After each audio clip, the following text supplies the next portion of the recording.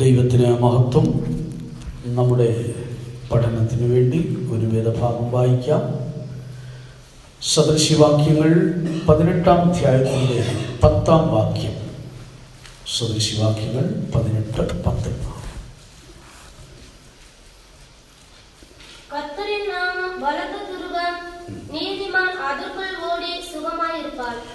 യഹോവയുടെ നാമം ബലമുള്ള ഗോപുരം, നീതിമാൻ അതിലേക്ക് ഓടിച്ചെന്ന് അഭയം പ്രാപിക്കും.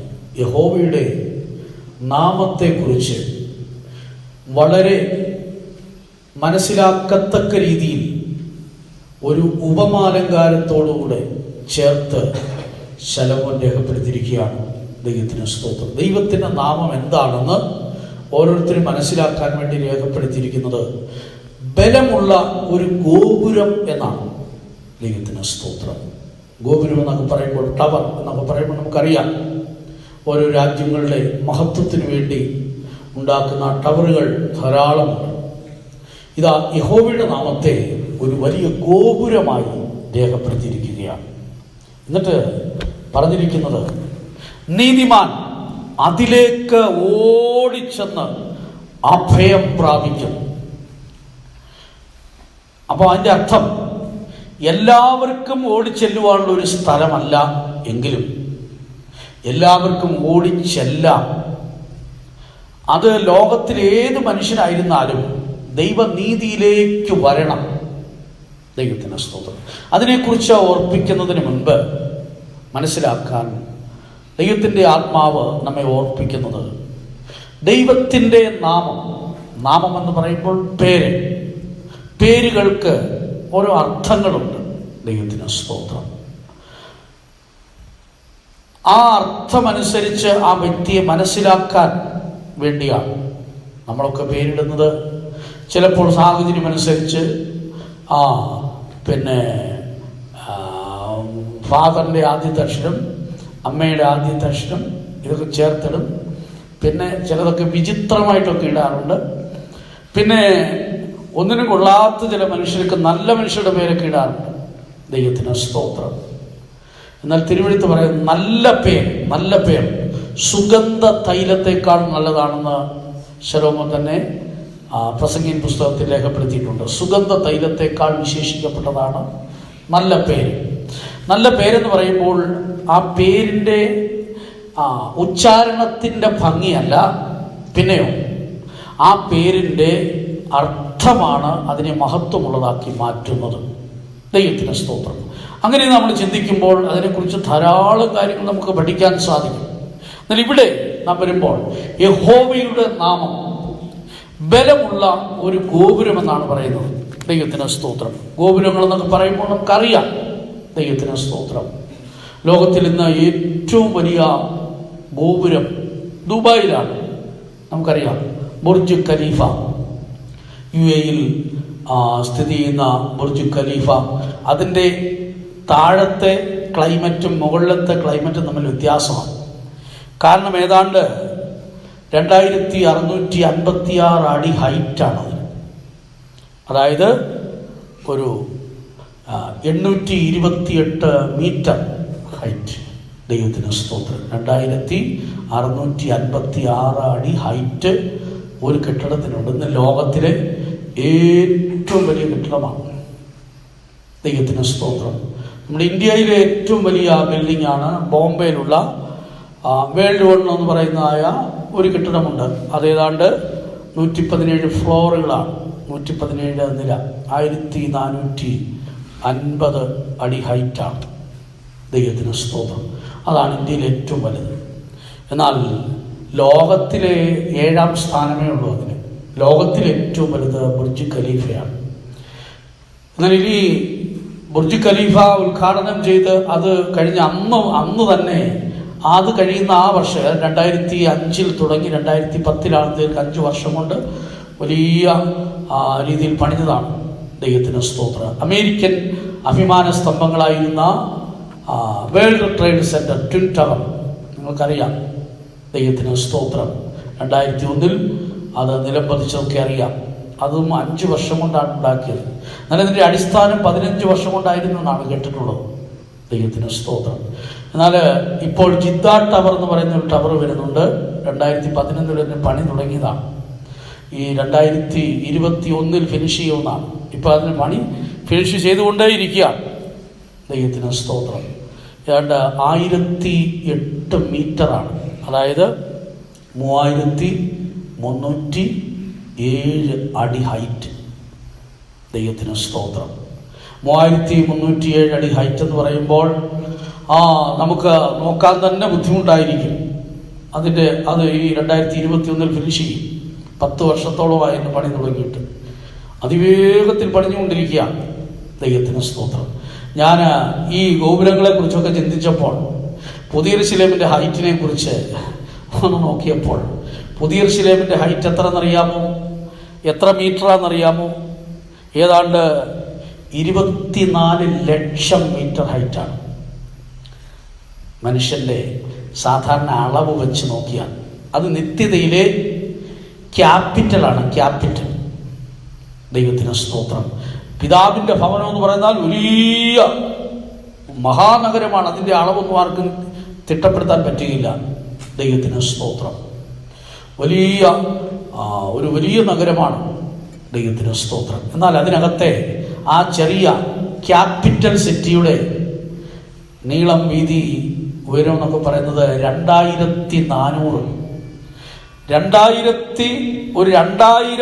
കിലോമീറ്ററൊക്കെ യാത്ര ചെയ്താൽ ആ സിറ്റി തീരുകയില്ല എന്ന് പറഞ്ഞാൽ അതിൻ്റെ ക്യാപിറ്റൽ സിറ്റി. ദൈവത്തിന് സ്തോത്രം. അതിൻ്റെ ഹൈറ്റും അത്രയുമാണ്, 2400. അതായത് ബൈബിളിൽ എഴുതിയിരിക്കുന്നത് 1200 നാഴിക എന്നാണ്. വെളിപ്പാട് പുസ്തകം 21-ാം അധ്യായത്തിൻ്റെ 6-ാം വാക്യത്തിൽ പുതിയ യെരൂശലേം എന്ന വിശുദ്ധ നഗരം, നിത്യതയുടെ തലസ്ഥാനമാകുന്ന ആ സ്ഥലത്തെക്കുറിച്ച് എഴുതിയിരിക്കുന്ന 1200 നാഴിക. അത് കിലോമീറ്ററുകളാക്കുമ്പോൾ 1500 മൈലുകളാക്കുമ്പോൾ, അത് കിലോമീറ്റർ ആക്കുമ്പോൾ 2400 കിലോമീറ്റർ. അത് മീറ്റർ ആക്കുമ്പോൾ ഏതാണ്ട് 24 ലക്ഷം മീറ്ററുകളാണ്. ഇല്ലെങ്കിൽ ഏതാണ്ട് 78,72,000 അടി ഹൈറ്റ്. ദൈവത്തിന് സ്തോത്രം. ആ മഹാസൗധത്തിൻ്റെ ഹൈറ്റ്. അപ്പോൾ ഈ ഭൂമിയിലെ ഒന്നും അതിൻ്റെ ഒരു മൂലക്കല്ലിൻ്റെ ഭാഗത്ത് പോലും വരാനില്ല. ലോകത്തിൽ ഇനി എത്ര വലുതുണ്ടാക്കിയിരുന്നാലും. ദൈവത്തിന് സ്തോത്രം. ഞാൻ പറഞ്ഞത് മനുഷ്യൻ്റെ അഭിമാനത്തെ വെളിപ്പെടുത്തുവാൻ, മഹത്വത്തെ വെളിപ്പെടുത്തുവാൻ, രാജ്യത്തിൻ്റെ മഹത്വത്തെ വെളിപ്പെടുത്തുവാനൊക്കെ അവർ ടവറുകൾ ഉണ്ടാക്കാറുണ്ട്. ഓരോ രാജ്യത്തിൻ്റെ അഭിമാനം. ഇപ്പോൾ മത്സരിച്ച് ചൈനയിൽ ഇപ്പോൾ വലിയ കെട്ടിടങ്ങൾ വളർന്നുകൊണ്ടേയിരിക്കുകയാണ് ദിവസം പ്രതി. ദൈവത്തിന് സ്തോത്രം. ഇന്ത്യയൊന്നും അതിൻ്റെ അടുത്ത് പോലും വരികയില്ല. അതുപോലെ ധാരാളം വലിയ വലിയ ബിൽഡിംഗ്, ആകാശം മുട്ട നിൽക്കുന്ന ബിൽഡിംഗ് മത്സരിച്ചാണ്. ജിദ്ദ ടവർ വരുമ്പോൾ ദുബൈയിൽ അതിനേക്കാൾ വലിയ ടവറിന് ഇപ്പോൾ അടിസ്ഥാനം ഇട്ടിരിക്കുകയാണ്. ദൈവത്തിന് സ്തോത്രം. എന്നാൽ ഇതെല്ലാം നിമിഷങ്ങൾ കൊണ്ട് നിലം പതിക്കുന്ന നാളുകൾ, ചാരമായിത്തീരുന്ന നാളുകൾ വരാൻ പോവുകയാണ്. ഭൂമിയും അതിൻ്റെ മൂലപദാർത്ഥങ്ങളും കത്തി അഴിയും. പക്ഷെ ഒരിക്കലും അഴിവില്ലാത്തതും ഏറ്റവും ഉയർന്നതും ഏറ്റവും ബലവത്തമായ ഒരു ഗോപുരമാണ് യഹോവയുടെ നാമം. ലോകത്തിൽ ഏറ്റവും ഉയർന്നിരിക്കുന്ന നാമമാണ്. ദൈവത്തിന് സ്തോത്രം. ആ നാമത്തെക്കുറിച്ച് പഠിക്കുമ്പോൾ അത് ഉയർന്നിരിക്കുന്നത് 148-ാം സങ്കീർത്തനത്തിലേക്ക് വരുമ്പോൾ അതിൻ്റെ 13-ാം വാക്യം വായിക്കുന്നത് അത് ഉയർന്നിരിക്കുന്നതാണ്.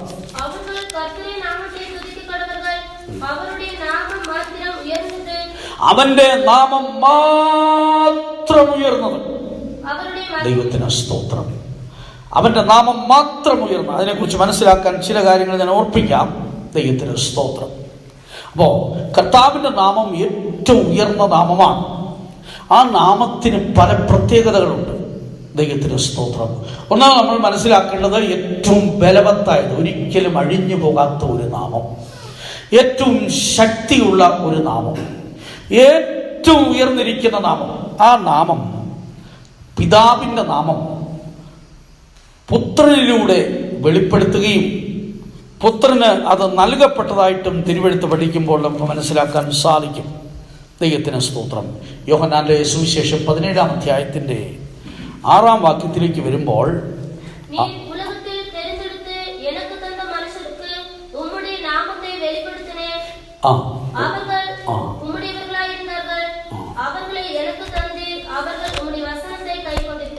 ദൈവത്തിന് സ്തോത്രം. നീ എനിക്ക് തന്നിട്ടുള്ള നിന്റെ നാമം, അങ്ങനെയാണ് അവിടെ എഴുതിയിരിക്കുന്നത്. ദൈവത്തിന് സ്തോത്രം.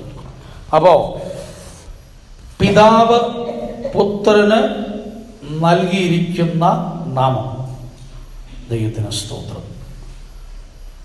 കർത്താവായ യേശു ക്രിസ്തുവിന് പിതാവിൻ്റെ നാമം ലഭിച്ചിരിക്കുന്നതിനാൽ ആ പിതാവിൻ്റെ നാമം എത്ര മഹത്വമുള്ളതായിരിക്കുന്നുവോ അത്രമാത്രം മഹത്വമുള്ളതായി ക്രിസ്തുവിൻ്റെ നാമവും വെളിപ്പെടുകയാണ്.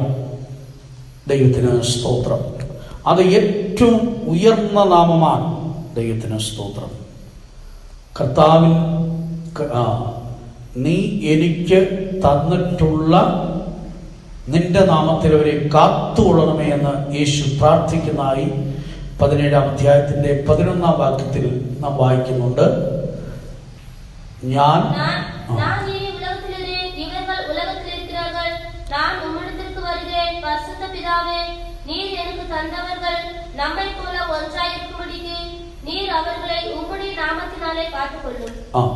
മലയാളത്തിൽ കുറച്ചുകൂടെ അത് ക്ലിയർ ആയിട്ട് കൊടുത്തിട്ടുണ്ട്. നീ എനിക്ക് തന്നിരിക്കുന്ന നിന്റെ നാമത്തിൽ. 12-ാം വാക്യത്തിലും എഴുതിയിട്ടുണ്ട്, ഞാൻ അവരെ നീ എനിക്ക് തന്നിരിക്കുന്ന നിന്റെ നാമത്തിൽ കാത്തുകൊണ്ടിരിക്കും.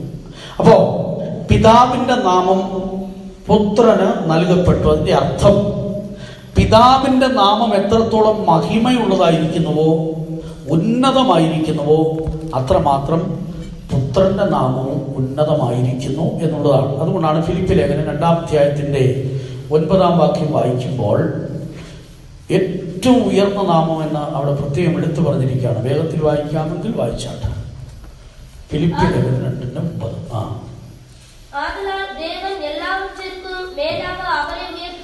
എല്ലാവற்றுക്കും മേലാകെ അവരെ ഉയർത്തി.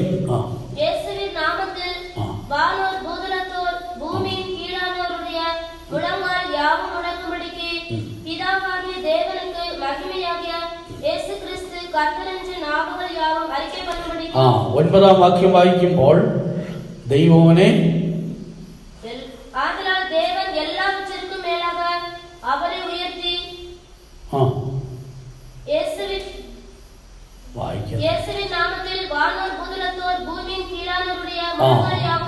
മലയാളത്തിൽ അതും കുറച്ചുകൂടെ ക്ലിയർ ആയിട്ട് കൊടുത്തിട്ടുണ്ട്. സകല നാമത്തിനും മേലായ നാമം അവന് നൽകി. അപ്പൊ ലോകത്തിലെ ഏതു വസ്തുവും പേര് കൊണ്ടാണല്ലോ അറിയപ്പെടുന്നത്. എല്ലാറ്റിനും പേരുണ്ടല്ലോ, ഇല്ലാത്തതിന് പേരില്ലല്ലോ. ദൈവത്തിന് സ്തോത്രം. ഒരിക്കലെ ദൈവം ഇല്ല എന്ന് പറയുന്നവരോട് ഒരാൾ സംസാരിച്ചത്, ദൈവം ഇല്ല എന്ന് പറയുന്നവർ ദൈവം ഉണ്ടെന്ന് വെളിപ്പെടുത്തുകയാണ്. കാര്യം ഇല്ലാത്ത വസ്തുവിന് പേരില്ലല്ലോ. ദൈവം ഉണ്ടെന്ന് അവർ തന്നെ സ്ഥാപിക്കുകയാണ്. ദൈവത്തിന് സ്തോത്രം. ഒരിക്കൽ ദൈവം ഇല്ല എന്ന് പറഞ്ഞുകൊണ്ടിരുന്ന ഒരാൾ പെട്ടെന്ന് കൈ ഇങ്ങനെ പുറകോട്ട് മാറ്റിയപ്പോൾ വേറൊരു സ്ഥലത്ത് കൊണ്ടപ്പോൾ ഉടനെ ദൈവമേ എന്ന് വിളിച്ചു. ദൈവത്തിന് സ്തോത്രം. അപ്പോൾ അറിയാതെ അവരുടെ വായിൽ നിന്നും ദൈവമേ എന്ന് വരികയാണ്. സർവശക്തനായ ദൈവത്താൽ സൂക്ഷിക്കപ്പെട്ടും നടത്തപ്പെട്ടും ഒക്കെയാണ് പലരും ഇല്ല എന്ന് പറയുന്നത്. അതുകൊണ്ടാണ് ദൈവം ഇല്ല എന്ന മൂടൻ മതികേടൻ തൻ്റെ ഹൃദയത്തിൽ പറയും. ദൈവത്തിന് സ്തോത്രം. അറിവില്ലാത്ത മനുഷ്യർ അങ്ങനെ പറയുമെന്നാണ്. ദൈവത്തിന് സ്തോത്രം. അതല്ലല്ലോ ഇപ്പോഴത്തെ നമ്മുടെ വിഷയം. ദൈവത്തിന് സ്തോത്രം. എല്ലാറ്റിനും മേലായ നാമം, പേരുകൊണ്ട് എല്ലാം അറിയപ്പെടുമ്പോൾ ഏതൊക്കെ പേരിൽ എന്തൊക്കെ ലോകത്തിൽ അറിയപ്പെടുന്നോ ആ എല്ലാ നാമത്തെക്കാളും മേലായ നാമം കർത്താവായ യേശു ക്രിസ്തുവിന് ലഭിച്ചു. അതാണ് പിതാവിൻ്റെ നാമം. ദൈവത്തിന് സ്തോത്രം. അവിടെ ദൈവിക തൃത്വത്തിൻ്റെ ശ്രേഷ്ഠതയും മഹത്വവും ഒക്കെ വെളിപ്പെടും. ദൈവത്തിന് സ്തോത്രം. കർത്താവായ യേശു ക്രിസ്തുവിൻ്റെ നാമം ഏറ്റവും ഉയർന്നിരിക്കുന്നു. എന്തുകൊണ്ട്? പിതാവിൻ്റെ നാമത്താൽ പുത്രൻ അറിയപ്പെടുന്നു. ദൈവത്തിന് സ്തോത്രം. എന്ന് പറഞ്ഞാൽ തൃത്വ ദൈവത്തിൻ്റെ നാമം ലോകത്തിലെ ഏറ്റവും വലിയ നാമമാണ്. സകല നാമത്തെക്കാളും ഉയർന്നിരിക്കുന്ന നാമമാണ്. എന്താണ് ഈ നാമത്തിൻ്റെ പ്രത്യേകത എന്നുള്ളതാണ്. ഇതുകൊണ്ട് നമ്മൾ എന്താണ് മനസ്സിലാക്കാൻ പോകുന്നത്, എന്തിനു വേണ്ടി ഇത് ഗ്രഹിക്കണം? ദൈവത്തിന് സ്തോത്രം. നമ്മൾ ആദ്യമായി ചിന്തിച്ചു, കർത്താവിൻ്റെ നാമം എല്ലാ നാമത്തെക്കാളും ഉയർന്ന നാമമാണ്. ഏതൊക്കെ നാമങ്ങളുണ്ടോ ആ നാമങ്ങളെല്ലാം ഇതിൻ്റെ കീഴിലാണ്. എല്ലാ നാവും അവനെ കർത്താവെന്ന് പറയേണ്ടി വരും. ഇന്ന് കർത്താവിനെ അറിയാത്തവരും കർത്താവിനെ വിശ്വസിക്കാത്തവരും കർത്താവിനെ അംഗീകരിക്കാത്തവരെല്ലാം കർത്താവ് സകലത്തിൻ്റെയും ഉടയവനാണെന്നും യഹോവ ദൈവമെന്നും അല്ലെങ്കിൽ അവനെ കർത്താവെന്ന് എല്ലാ നാവും ഏറ്റുപറഞ്ഞ് അവനെ നമസ്കരിക്കുന്ന നാളുകൾ വരുന്നു. നിശ്ചയമായും ലോകത്തിലെ സകല മനുഷ്യരും, നിരീശ്വരവാദിയും പറയും, ദൈവത്തെ വേണ്ടാന്ന് പറഞ്ഞവനും പറയും, ക്രിസ്തുവിന് വിരോധമായി പ്രവർത്തിച്ചു ലോകത്തിലെ സകല മനുഷ്യരും ഒരുപോലെ അവനെ കർത്താവെന്ന് ഏറ്റുപറയും. ദൈവത്തിന് സ്തോത്രം. അതുപോലെ സകല മനുഷ്യരെയും കർത്താവിൻ്റെ മുൻപാകെ കൂട്ടിവരുത്തും, അവനെ നമസ്കരിക്കും. എല്ലാ മുഴങ്കാലും അവൻ്റെ മുമ്പിൽ മടങ്ങുമെന്നാണ് ഫിലിപ്പി ലേഖനത്തിൽ നമ്മൾ വായിച്ചത്. ദൈവത്തിന് സ്തോത്രം. എല്ലാ മുഴങ്കാലും എന്ന് പറയുമ്പോൾ സ്വർലോകരുടെയും യേശുക്രിസ്തുവിൻ്റെ നാമത്തിൽ സ്വർലോകരുടെയും ഭൂലോകരുടെയും അധോലോകരുടെയും ദൈവത്തിന് സ്തോത്രം എല്ലാ മുഴങ്കാലും മടങ്ങുന്ന ആ നാമം ഏറ്റവും ശക്തമായ നാമം, ഏറ്റവും ഉന്നതമായ നാമം. എന്താണ് നാമത്തിൻ്റെ പ്രത്യേകത? ദൈവത്തിന് സ്തോത്രം. ഇസ്രായേൽ മക്കളെ മിസ്രയീമിൽ നിന്ന് പുറപ്പെടുവിക്കുമ്പോൾ അതിനായി ദൈവം തിരഞ്ഞെടുത്തത് മോശ എന്ന ദൈവഭക്തനെയായിരുന്നു. ദൈവത്തിന് സ്തോത്രം. മോശയെ ദൈവം തിരഞ്ഞെടുത്തിട്ട് മോശയ്ക്ക് ദൈവം വെളിപ്പെടുത്തി കൊടുത്തു, താൻ ആരാണെന്ന് വെളിപ്പെടുത്തി കൊടുത്തു. എന്നിട്ട് മോശ പറയുകയാണ്, കർത്താവ് എനിക്ക് കാര്യങ്ങളൊക്കെ മനസ്സിലായി, പക്ഷേ ഞാൻ അവിടെ ചെല്ലുമ്പോൾ അവരെന്നോട് ചോദിക്കും. ദൈവത്തിന് സ്തോത്രം. ഞാൻ അവിടെ ചെല്ലുമ്പോൾ നിങ്ങൾ പിതാക്കന്മാരുടെ ദൈവം എന്നെ നിങ്ങളുടെ അടുക്കൽ അയച്ചിരിക്കുന്നു എന്ന് പറയുമ്പോൾ അവൻ്റെ നാമം എന്ത് എന്ന് അവരെന്നോട് ചോദിക്കും. അതിന് ഞാൻ എന്ത് ആൻസർ പറയണം? ദൈവത്തിൻ്റെ നാമം എന്ന് പറഞ്ഞ എൻ്റെ അർത്ഥം എന്താണ് ആൻസർ പറയേണ്ടത്? ദൈവത്തിന് സ്തോത്രം. അതിന് തിരുവെഴുത്തിൽ അനേക ആൻസറുകൾ നമുക്ക് തരുന്നുണ്ട്. അതിനെല്ലാം ദൈവത്തിൻ്റെ മഹത്വവും വെളിപ്പെടുകയാണ്. ദൈവത്തിന് സ്തോത്രം. പുറപ്പാട് പുസ്തകം 3-ാം അധ്യായത്തിലേക്ക് വരുമ്പോൾ 13-14 വാക്യങ്ങളിലേക്ക് വരുമ്പോൾ അവിടെ വേഗത്തിൽ വായിക്കാമോ?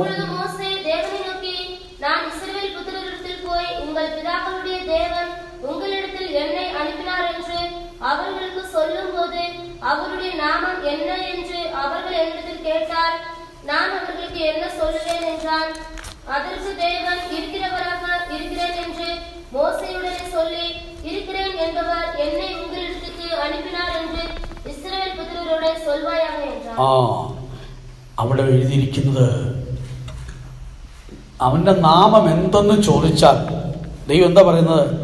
ഞാൻ ആകുന്നവൻ ഞാനാകുന്നു, ഞാനാകുന്നവൻ ഞാനാകുന്നു. പിന്നെ പറയുകയാണ് ഞാനാകുന്നു എന്നുള്ളവൻ. എന്താ എൻ്റെ അർത്ഥം? അതിന് തുല്യമായി ഒരു നാമം വേറെ ഇല്ല. സർവശക്തനായ ദൈവം ഞാൻ ആകുന്നു. വേറെ ഒരു ദൈവമില്ല, വേറൊരു ദേവന്മാരുമില്ല, വേറെ യാതൊരു ശക്തിയും ദൈവത്തെക്കാൾ അപ്പുറത്തില്ല. എല്ലാറ്റിനും മേലായ ദൈവം എന്നവൻ വെളിപ്പെടുത്തുകയാണ്. ദൈവത്തിന് സ്തോത്രം. ഞാൻ ആകുന്നു എന്നുള്ളവൻ. ദൈവത്തിന് സ്തോത്രം. അപ്പോൾ അതിൻ്റെ മൂലഭാഷയൊക്കെ നമ്മൾ പഠിക്കുമ്പോൾ സ്വയംഭൂ എന്നൊരർത്ഥം കൂടെയുണ്ട്. ദൈവത്തിന് സ്തോത്രം. ഞാനാകുന്നവൻ ഒരു ലോകത്തിലെ ഒന്നിൻ്റെയും സൃഷ്ടിയല്ല. ദൈവത്തിന് സ്തോത്രം. സൃഷ്ടിതാവ് സർവശക്തനായ ദൈവം സ്വയംഭൂവാണ്. അതായത് അനാദി. മോശ പറയുമ്പോൾ അനാദിയായും ശാശ്വതമായും ദൈവമാകുന്നു. അവിടെ ആദിയോ അന്തമോ ഇല്ലാത്ത സകലത്തെയും ഭരിക്കുന്ന സകലത്തെയും വാഴുന്ന ഉന്നതനായിരിക്കുന്ന ദൈവം. ദൈവത്തിന് സ്തോത്രം. അവനെക്കുറിച്ച് പല കാര്യങ്ങൾ, ആ നാമത്തെ എങ്ങനെ മനസ്സിലാക്കണം എന്നുള്ളതിന് ബൈബിളിൽ ചില കാര്യങ്ങൾ രേഖപ്പെടുത്തിയിട്ടുണ്ട്. ദൈവത്തിന് സ്തോത്രം. ഒന്നാമത്, ദൈവത്തിന് തുല്യം എന്ന് വയ്ക്കുവാൻ ഒരു ശക്തിയുമില്ല. അതിനോടൊപ്പം വയ്ക്കുവാൻ ഒന്നുമില്ല. ഞാനാകുന്നു എന്നുള്ളവൻ ഞാനാകുന്നു. ദൈവത്തിന് സ്തോത്രം. അതുപോലെ ആ ദൈവത്തെ മനസ്സിലാക്കുവാൻ 15-ാം അധ്യായത്തിലേക്ക് വരുമ്പോൾ, പുറപ്പാട് 15-ന്റെ 3-ാം വാക്യത്തിലേക്ക് വരുമ്പോൾ അവിടെ കൊടുത്തിരിക്കുന്നത് മറ്റൊരു വിധത്തിൽ, യഹോവ യുദ്ധവീരൻ. വായിച്ചട്ടെ. യുദ്ധത്തിൽ വല്ലവർ. കർത്തർ என்பത് അവരുടെ നാമം. മലയാളത്തിൽ വായിക്കുമ്പോൾ യഹോവ. ദൈവത്തിന് സ്തോത്രം. യെശയ്യാ പ്രവചനം 42-ന്റെ 8-ാം വാക്യം വേഗത്തിൽ വായിക്കാമോ? യെശയ്യാവ് 42-ന്റെ 8. തമിഴിൽ അങ്ങനെയാണോ എന്നറിഞ്ഞുകൂടാ.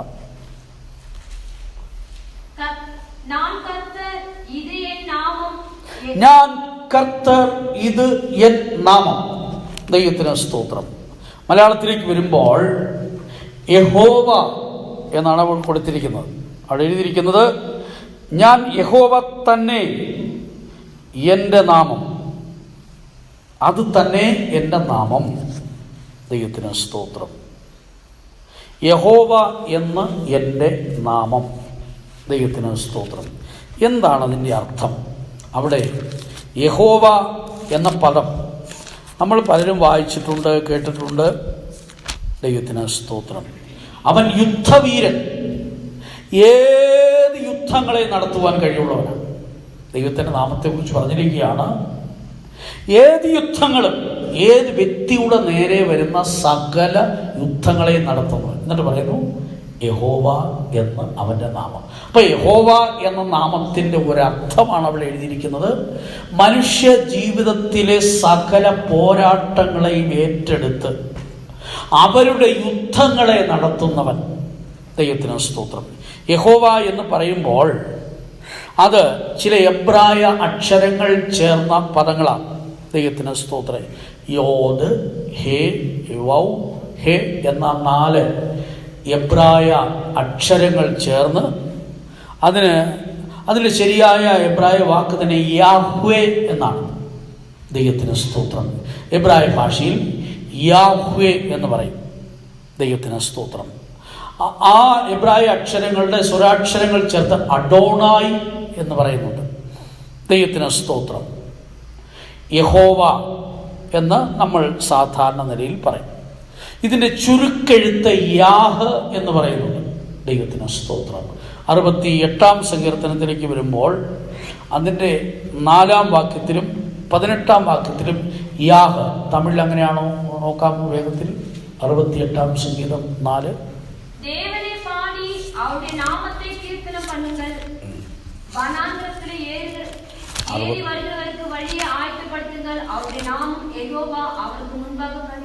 അവരുടെ നാമം യഹോവ എന്ന് തമിഴിൽ അവിടെ കൊടുത്തിട്ടുണ്ട്. പക്ഷേ മലയാളത്തിൽ അത് ചുരുക്കി യാഹ്.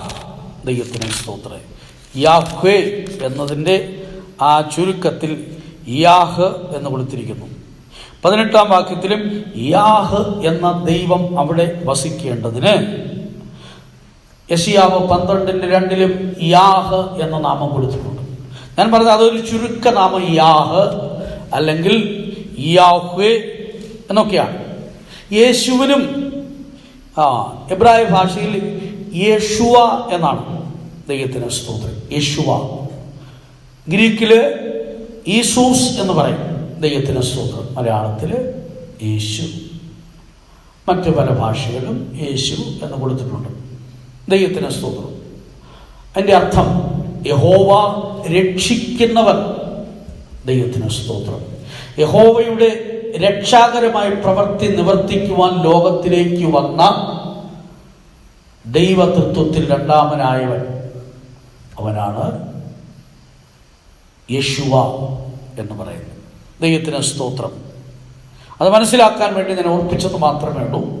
എന്നാൽ യഹോവ എന്ന് പറയുമ്പോൾ അതിന് തിരുവെഴുത്തിൽ അനേക സത്യങ്ങൾ നമുക്ക് മനസ്സിലാക്കാൻ സാധിക്കും. ഒന്ന് നാം കേട്ടത്, അവൻ യുദ്ധങ്ങളെ നടത്തുന്നവൻ. യഹോവ എന്ന 4 എബ്രായ അക്ഷരങ്ങൾ ചേരുന്നതാണെന്ന് ഞാൻ ഓർപ്പിച്ചല്ലോ. ആയതുപോലെ 3 ധാതു പദങ്ങൾ ചേർത്ത് അങ്ങനെ പറയുന്നുണ്ട്. അതായത് യഹ്, വഹ്, ഹോവ് എന്ന 3 പദങ്ങൾ അതിനുപയോഗിക്കുന്നുണ്ട്. അതിൻ്റെ അർത്ഥം വന്നവൻ, വരുന്നവൻ, വരുവാനുള്ളവൻ. ദൈവത്തിന് സ്തോത്രം. ദൈവിക തൃത്വം എല്ലാം അതിനകത്ത് അടങ്ങിയിട്ടുണ്ട്. യഹോവ എന്ന് പറയുമ്പോൾ അവൻ വെളിപ്പെട്ടവനാണ്, ഇപ്പോൾ വെളിപ്പെട്ടുകൊണ്ടിരിക്കുന്നവനാണ്, ഇനി വെളിപ്പെടുവാനുള്ളവനാണ്, ഇനി വരുവാനുള്ളവൻ. ഒന്നുകൂടെ പറഞ്ഞാൽ ആൽഫ ആൻഡ് ഒമേഗ, ആദി അന്തം, ഒന്നാമത്തവൻ ഒടുക്കത്തവൻ എന്നൊക്കെ ഈ പദത്തിന് അർത്ഥമുണ്ട്. അതുകൊണ്ട് ഒരുപാട് നേട്ടങ്ങളുണ്ട്. ആദി അന്തം എന്നൊക്കെ പറയുമ്പോൾ പറഞ്ഞു തീരുന്നതല്ല. ദൈവത്തിന് സ്തോത്രം. പാസ്റ്റർ യു തോമസ് അവറുകൾ ഒരിക്കൽ തൻ്റെ മെസ്സേജിൽ അതിനെക്കുറിച്ച് പറഞ്ഞപ്പോഴാണ് അതിനെക്കുറിച്ച് എനിക്ക് കൂടുതൽ ഗ്രഹിക്കാൻ കഴിഞ്ഞത്. അതായത് നമുക്കൊരിക്കലും കഴിഞ്ഞ കാലങ്ങളിലേക്ക് ഇറങ്ങിപ്പോകാൻ പറ്റുകയില്ല. കഴിഞ്ഞ കാലങ്ങളെ ഓർക്കാം, കഴിഞ്ഞ നാളുകളിലെ ഫോട്ടോ വേണമെങ്കിൽ എടുത്തു വെച്ച് നോക്കാം, കഴിഞ്ഞ നാളുകളിൽ ജീവിച്ച സാഹചര്യങ്ങളെ ചരിത്രത്തിൽ നമുക്ക് വേണമെങ്കിൽ അല്ലെങ്കിൽ അതിനെക്കുറിച്ച് മറ്റുള്ളവർ പറഞ്ഞു തന്നതും നമ്മുടെ ഓർമ്മയിലുള്ളതൊക്കെ പറയാം. പക്ഷെ നമുക്ക് നമ്മുടെ ജീവിതത്തിൻ്റെ പ്രാരംഭഘട്ടത്തിലേക്ക് ഇറങ്ങിച്ചെല്ലാൻ പറ്റുമോ? ഒരിക്കലും പറ്റുകയില്ല. ഇന്നലെയിലേക്കൊന്ന് ഇറങ്ങിച്ചെല്ലാൻ പറ്റുമോ? ഇല്ലെങ്കിൽ നമ്മുടെ ആ ചെറിയ പ്രായത്തിലേക്കൊന്ന് ഇറങ്ങിച്ചെല്ലാൻ പറ്റുമോ? ഒരിക്കലും പറ്റുകയില്ല. പക്ഷെ ദൈവത്തിന് പറ്റും. നമ്മുടെ ജീവിതത്തിൻ്റെ കഴിഞ്ഞ നാളുകളിലേക്ക് അവൻ ഇറങ്ങിച്ചെല്ലാൻ സാധിക്കും. അതുകൊണ്ട് ഒരുപാട് ഗുണങ്ങളുണ്ട്. കഴിഞ്ഞ നാളുകളിൽ നാം ചെയ്തു കൂട്ടിയ പല തെറ്റുകളും ബലഹീനതകളും പിൽക്കാലത്ത് നമുക്ക് ദോഷമായി തീരാൻ സാധ്യതയുള്ളത് ആ കഴിഞ്ഞ ദിവസങ്ങളിലേക്ക് ഇറങ്ങിച്ചെന്നിട്ട് അതിനെ നീക്കുവാൻ കർത്താവിന് കഴിയും. ഹല്ലേലൂയ. അത്ര വിശേഷിക്കപ്പെട്ടതാണ്. ദൈവത്തിന് വിശുദ്ധന്മാർ അതിനെക്കുറിച്ച് പറഞ്ഞപ്പോഴാണ് എനിക്ക് ഒത്തിരി സന്തോഷമുണ്ടായി. ദൈവത്തിന് സ്തോത്രം. അതായത് നമ്മുടെ ജീവിതത്തിലൊക്കെ കഴിഞ്ഞ നാളുകളിലെ ചില അവസ്ഥകൾ ഓർത്താൽ ഇയ്യോബ് ഒരിക്കൽ പറഞ്ഞ് തൻ്റെ ജന്മദിവസത്തെ ശപിച്ചു. അങ്ങനെ ഒരു ദിവസം ഉണ്ടാകാതിരുന്നെങ്കിൽ എന്ന് പറയുന്നുണ്ട്. കാരണം തൻ്റെ കഷ്ടത്തിൻ്റെ ആധിക്യത്തിൽ പറഞ്ഞ വാക്കുകളാണ്. ഇതുപോലെ നമ്മുടെയൊക്കെ ജീവിതത്തിൽ കഴിഞ്ഞ നാളുകളിൽ ചെയ്തു പോയ ചില കുഴപ്പങ്ങൾ പിൽക്കാലത്ത് നമുക്ക് ദോഷമായി തീരാൻ സാധ്യതയുണ്ട്. ദൈവത്തിന് സ്തോത്രം. ഒരു ബിൽഡിംഗ് പണിതു, അതിന് ശരിയായ അടിസ്ഥാനമിട്ടില്ല, ശരിയായ പില്ലർ നിർത്തിയില്ല. നമ്മൾ എങ്ങനെയൊക്കെയോ ചില മൺകട്ടയൊക്കെ വെച്ച് മുകളിൽ വെച്ചതിന് ശേഷം ഏറ്റവും മുകളിൽ നല്ല രീതിയിൽ ടോപ്പ് കോൺക്രീറ്റ് ചെയ്തതിന് ശേഷം ഇനി ഇതിൻ്റെ മുകളിൽ ഒരു 45 നില പണിയണമെന്ന് വെച്ചാൽ പറ്റുമോ? പറ്റത്തില്ല. അപ്പം നമ്മുടെ അവസ്ഥ അത്രയേ ഉള്ളൂ. പക്ഷേ സർവശക്തനായ ദൈവത്തിന് ആ ബിൽഡിങ്ങിൻ്റെ ബേസിലേക്ക് ഇറങ്ങിച്ചെന്നിട്ട് അതിനെ പുതുക്കി 45 അല്ല 100 നില കെട്ടിടം പണിയത്തക്ക രീതിയിൽ അതിനെ ബലപ്പെടുത്തുവാൻ കർത്താവിന് കഴിയും. ഒരു എക്സാമ്പിൾ നിങ്ങൾക്ക് മനസ്സിലാക്കാൻ വേണ്ടി ഞാൻ ഓർപ്പിച്ചതേ ഉള്ളൂ. കഴിഞ്ഞ നാളുകളിൽ നമ്മൾ ചെയ്ത ദോഷങ്ങൾ, നമ്മുടെ ജീവിതത്തിൽ വന്നുപോയ ഭാവി ജീവിതത്തെ ബാധിക്കുന്ന ശാപങ്ങൾ, ദുഃഖങ്ങൾ, വേദനകൾ, ആ ദിവസങ്ങളിലേക്ക്, ആ മണിക്കൂറുകളിലേക്ക്, ആ സമയങ്ങളിലേക്ക് ഇറങ്ങിച്ചെന്നിട്ട് അതിനെ പൂർണ്ണമായിട്ട് നീക്കാൻ കർത്താവിന് കഴിയും. മാത്രമല്ല അവൻ ആദി മാത്രമല്ല അന്തവുമാണ്. നമ്മുടെ ജീവിതത്തിൽ നാളുകളിൽ, അടുത്ത ദിവസങ്ങളിൽ നമുക്ക് വരാൻ പോകുന്ന ദോഷങ്ങളെ ഇപ്പോൾ തന്നെ ചെന്ന് അതിനെ കട്ട് ചെയ്യുവാൻ കർത്താവിന് കഴിയും. ദൈവത്തിന് സ്തോത്രം. 2 വർഷത്തിന് ശേഷം നമുക്ക് ഉണ്ടാകാൻ സാധ്യതയുള്ള ഒരു അനർത്ഥമോ ഒരു പ്രയാസമോ ഒരു പ്രശ്നമോ ഇപ്പോൾ തന്നെ ആ ദിവസങ്ങളിലേക്ക് മുന്നേ കയറി ചെന്നിട്ട് അതിനെ ഇല്ലാതെയാക്കുവാൻ ദൈവത്തിന് കഴിയും. അതാണ് ആദിയും അന്തവുമായ യഹോവയുടെ പ്രത്യേകത. ദൈവത്തിന് സ്തോത്രം.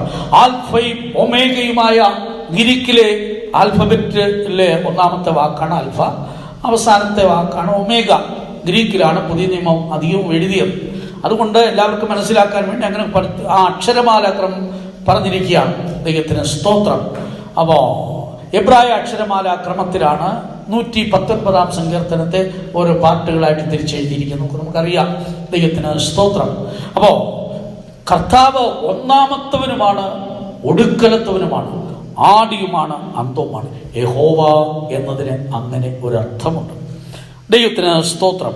മാത്രമല്ല, പിന്നെയും അവൻ്റെ നാമത്തെക്കുറിച്ച് പറയുമ്പോൾ സൈന്യങ്ങളുടെ യഹോവ എന്ന് പറയുന്നുണ്ട്. സ്തോത്രം. യെശയ്യാ പ്രവചനം 47 അധ്യായത്തിൻ്റെ 4 വാക്യത്തിലേക്ക് വരുമ്പോൾ അവൻ സൈന്യങ്ങളുടെ യഹോവ. ഒരിടത്തല്ല, ഞാൻ 1-2 വാക്യങ്ങളൊക്കെ പറയുന്നതിൻ്റെ കാരണം ഇതൊക്കെ ധാരാളമുണ്ട്. എല്ലാ വാക്യത്തിനും ഇണയുണ്ട്. ബൈബിളിലെ എല്ലാ വാക്യത്തിനും ഒരു ഇണവാക്യങ്ങളും ഉണ്ടായിരിക്കും. ദൈവത്തിന് സ്തോത്രം. 47:4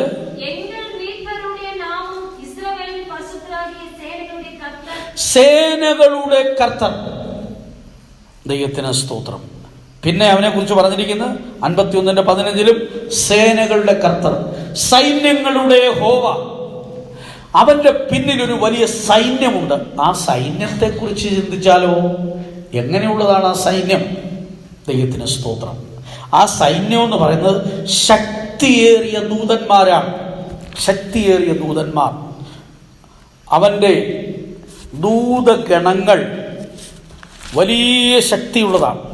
ദൂതന്മാരിൽ ഒരു കൂട്ടരാണ് തങ്ങളുടെ വാഴ്ച കാത്തുകൊള്ളാതെ അവരുടെ പരീക്ഷാഘട്ടങ്ങളിൽ വീണുപോയവർ. ദൈവത്തിന് സ്തോത്രം. എന്നാൽ ഇവിടെ അവൻ്റെ ദൂതന്മാരെ കുറിച്ച് പറയുന്നത് അവൻ്റെ വചനത്തിൻ്റെ ശബ്ദം കേട്ടവൻ്റെ ആജ്ഞ അനുസരിക്കുന്ന വീരന്മാർ എന്ന 103 സങ്കീർത്തനം 20 വാക്യത്തിൽ എഴുതിയിട്ടുണ്ട്. ദൈവത്തിന് സ്തോത്രം. അവൻ്റെ ഇഷ്ടം ചെയ്യുന്ന ശുശ്രൂഷക്കാരായി അവൻ്റെ സകല സൈന്യങ്ങളുമായുള്ളവരെ ദൈവത്തിൻ്റെ സൈന്യം. ദൈവത്തിന് സ്തോത്രം. ഈ സൈന്യത്തിൻ്റെ പ്രത്യേകത എന്ന് പറയുന്നത് ദൈവത്തിൻ്റെ ശക്തിയുള്ള ദൂതന്മാർ സ്വർഗത്തിലും ഭൂമിയിലും അന്തരീക്ഷത്തിലുമെല്ലാം ഒരുപോലെ മനസ്സിൻ്റെ വേഗതയിൽ സഞ്ചരിപ്പാൻ ശക്തിയുള്ളവരാണ്. അവരുടെ പ്രഭ, അവരുടെ മഹത്വം, അവരുടെ ശക്തി, അവരുടെ ജ്ഞാനം, ഇതൊക്കെ ബൈബിളിൽ പറയുന്നുണ്ട്. ദൈവത്തിന് സ്തോത്രം. ഈ ദൂതനെക്കുറിച്ച് കുറച്ചൊന്ന് മനസ്സിലാക്കാൻ വേണ്ടി 1-2 കാര്യങ്ങൾ ഞാൻ പറയാം. ദൈവത്തിന് സ്തോത്രം.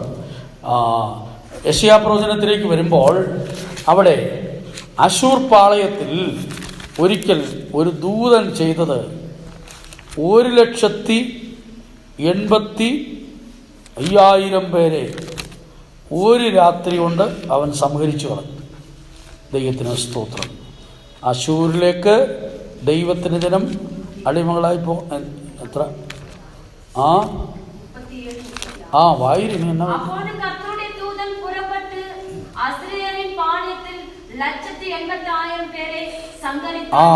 2 രാജാക്കന്മാർ 19:35 അത് എഴുതിയിട്ടുണ്ട്. ഒറ്റ രാത്രി കൊണ്ട് 1,85,000 പേരെ ആരെയാ കൊന്നു കളഞ്ഞെന്നറിയോ? സൈന്യങ്ങളെയാണ്. ശക്തിയുള്ള യോദ്ധാക്കളായ ഏതാണ്ട് 2 ലക്ഷത്തോളം പേരെ ഒരു ദൂതൻ ഒരു രാത്രി കൊണ്ട് കൊന്നുകളഞ്ഞു. ദൈവത്തിന് സ്തോത്രം. അത് മാത്രമാണോ? ദൈവത്തിൻ്റെ ദൂതൻ്റെ ശക്തി വലിയതാണ്. ദൈവത്തിന് സ്തോത്രം. ഒരു ദൂതൻ്റെ പ്രഭ കൊണ്ട് മുഴു ലോകവും പ്രകാശിച്ചതായിട്ട് തിരുവെഴുത്ത് പറയുന്നുണ്ട്. ദൈവത്തിന് സ്തോത്രം. മുഴു ലോകത്തെയും പ്രകാശിപ്പിക്കുവാൻ ശക്തിയുള്ള ദൂതന്മാർ. ദൈവത്തിന് സ്തോത്രം. ദൈവത്തിൻ്റെ ദൂതന്മാർ സ്വർഗത്തിലും ഭൂമിയിലും ഒരുപോലെ സഞ്ചരിക്കുന്നവർ. ദൈവത്തിന് സ്തോത്രം. കൂടാതെ ഈ മുഴു ലോകത്തെയും തെറ്റിച്ചു കളയുന്ന വലിയ ശക്തിയായ സാത്താനെ ഒറ്റ ദൂതൻ പിടിച്ച് ബന്ധിച്ചിട്ട് അഗാധത്തിൽ പൂട്ടിയിട്ടതായിട്ട് എഴുതിയിട്ടുണ്ട്. ദൈവത്തിന് സ്തോത്രം. വെളിപ്പാട് പുസ്തകം 20 അധ്യായത്തിലേക്ക് വരുമ്പോൾ അവിടെ 1 വാക്യം വായിക്കുമ്പോൾ ഒരു ദൂതൻ അഗാധത്തിന്റെ താക്കോലും വലിയ ചങ്ങലയും കയ്യിൽ പിടിച്ചുകൊണ്ട് സ്വർഗത്തിൽ നിറങ്ങുന്നത് ഞാൻ കണ്ടു.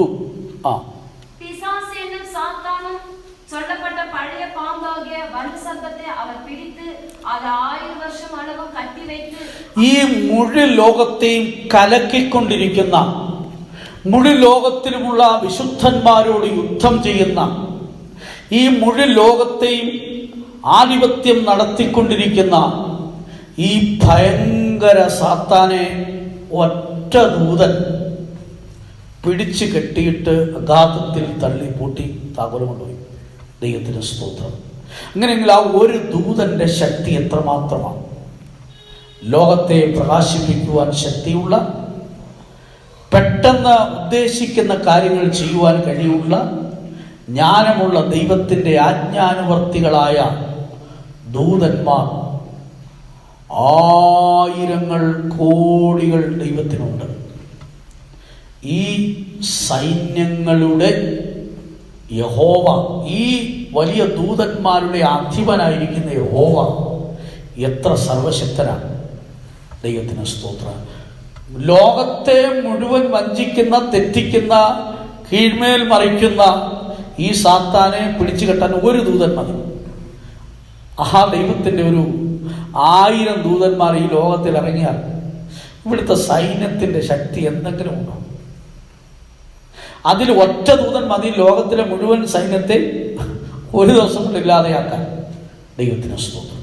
അത്രമാത്രം വലിയ ദൂത സൈന്യത്തിൻ്റെ അധിപനായി നിൽക്കുന്ന സൈന്യങ്ങളുടെ യഹോവ. എന്തിനാ അതൊക്കെ പറഞ്ഞിരിക്കുന്നത്? അവൻ യുദ്ധവീരനാണ്. അവൻ്റെ മുമ്പിൽ ഒരു ശക്തിക്ക് നിൽക്കുവാൻ സാധ്യമല്ല.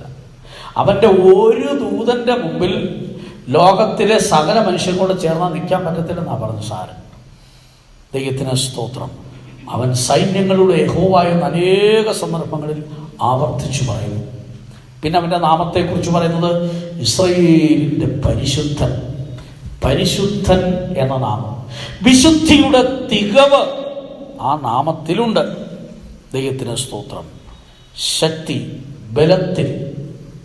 ദൈവത്തിന് സ്തോത്രം. യിരെമ്യാ പ്രവചനം 10:6 വായിക്കുമ്പോൾ ബലത്തിൽ വലിയവൻ. ദൈവത്തിന് സ്തോത്രം. ഉയർന്നിരിക്കുന്ന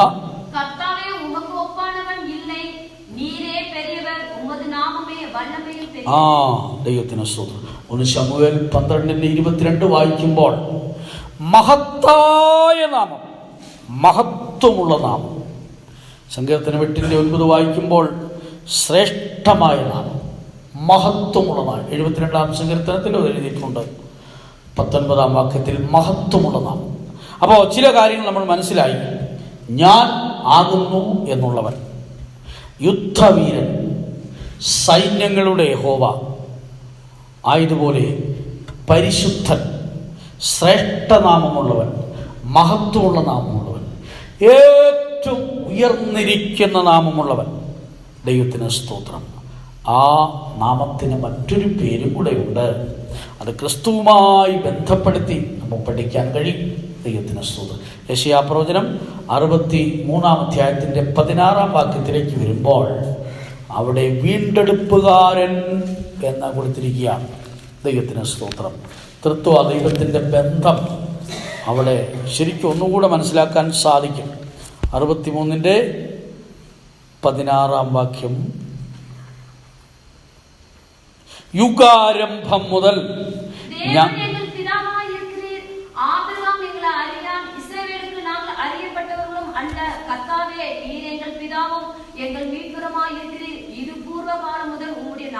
പൂർവകാലം മുതലുള്ള അവന്റെ നാമം വീണ്ടെടുപ്പുകാരൻ.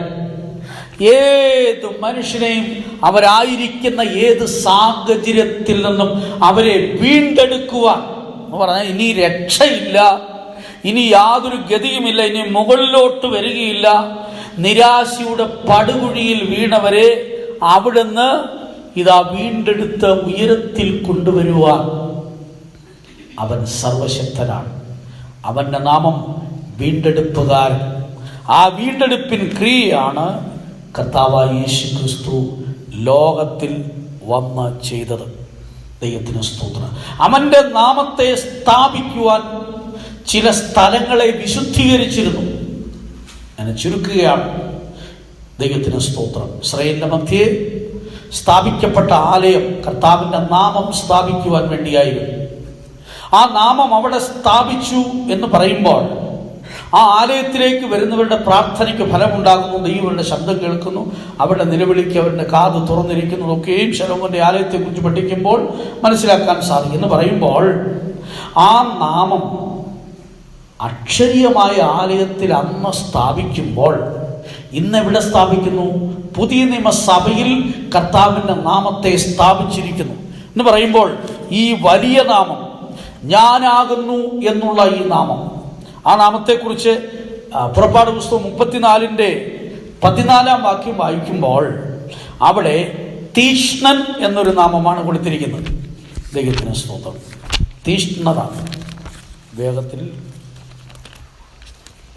പുറപ്പാട് 34-14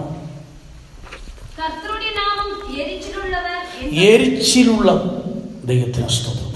തീഷ്ണൻ എന്നൊരു നാമം. ഈ തീഷ്ണൻ എന്ന നാമം കൊണ്ട് എന്താ പ്രയോജനമെന്നറിയാമോ?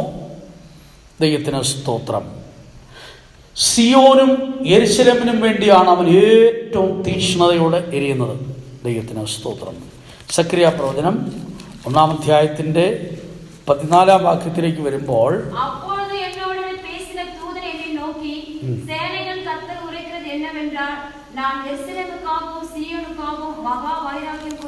യെരുശലേമിന് വേണ്ടിയും സിയോന് വേണ്ടിയും മഹാവൈരാഗ്യം കൊണ്ടു, അഥവാ വലിയ തീഷ്ണത കാണിക്കുന്നു. ഈ തീഷ്ണതയുടെ ഗുണം എന്തെന്നറിയാമോ?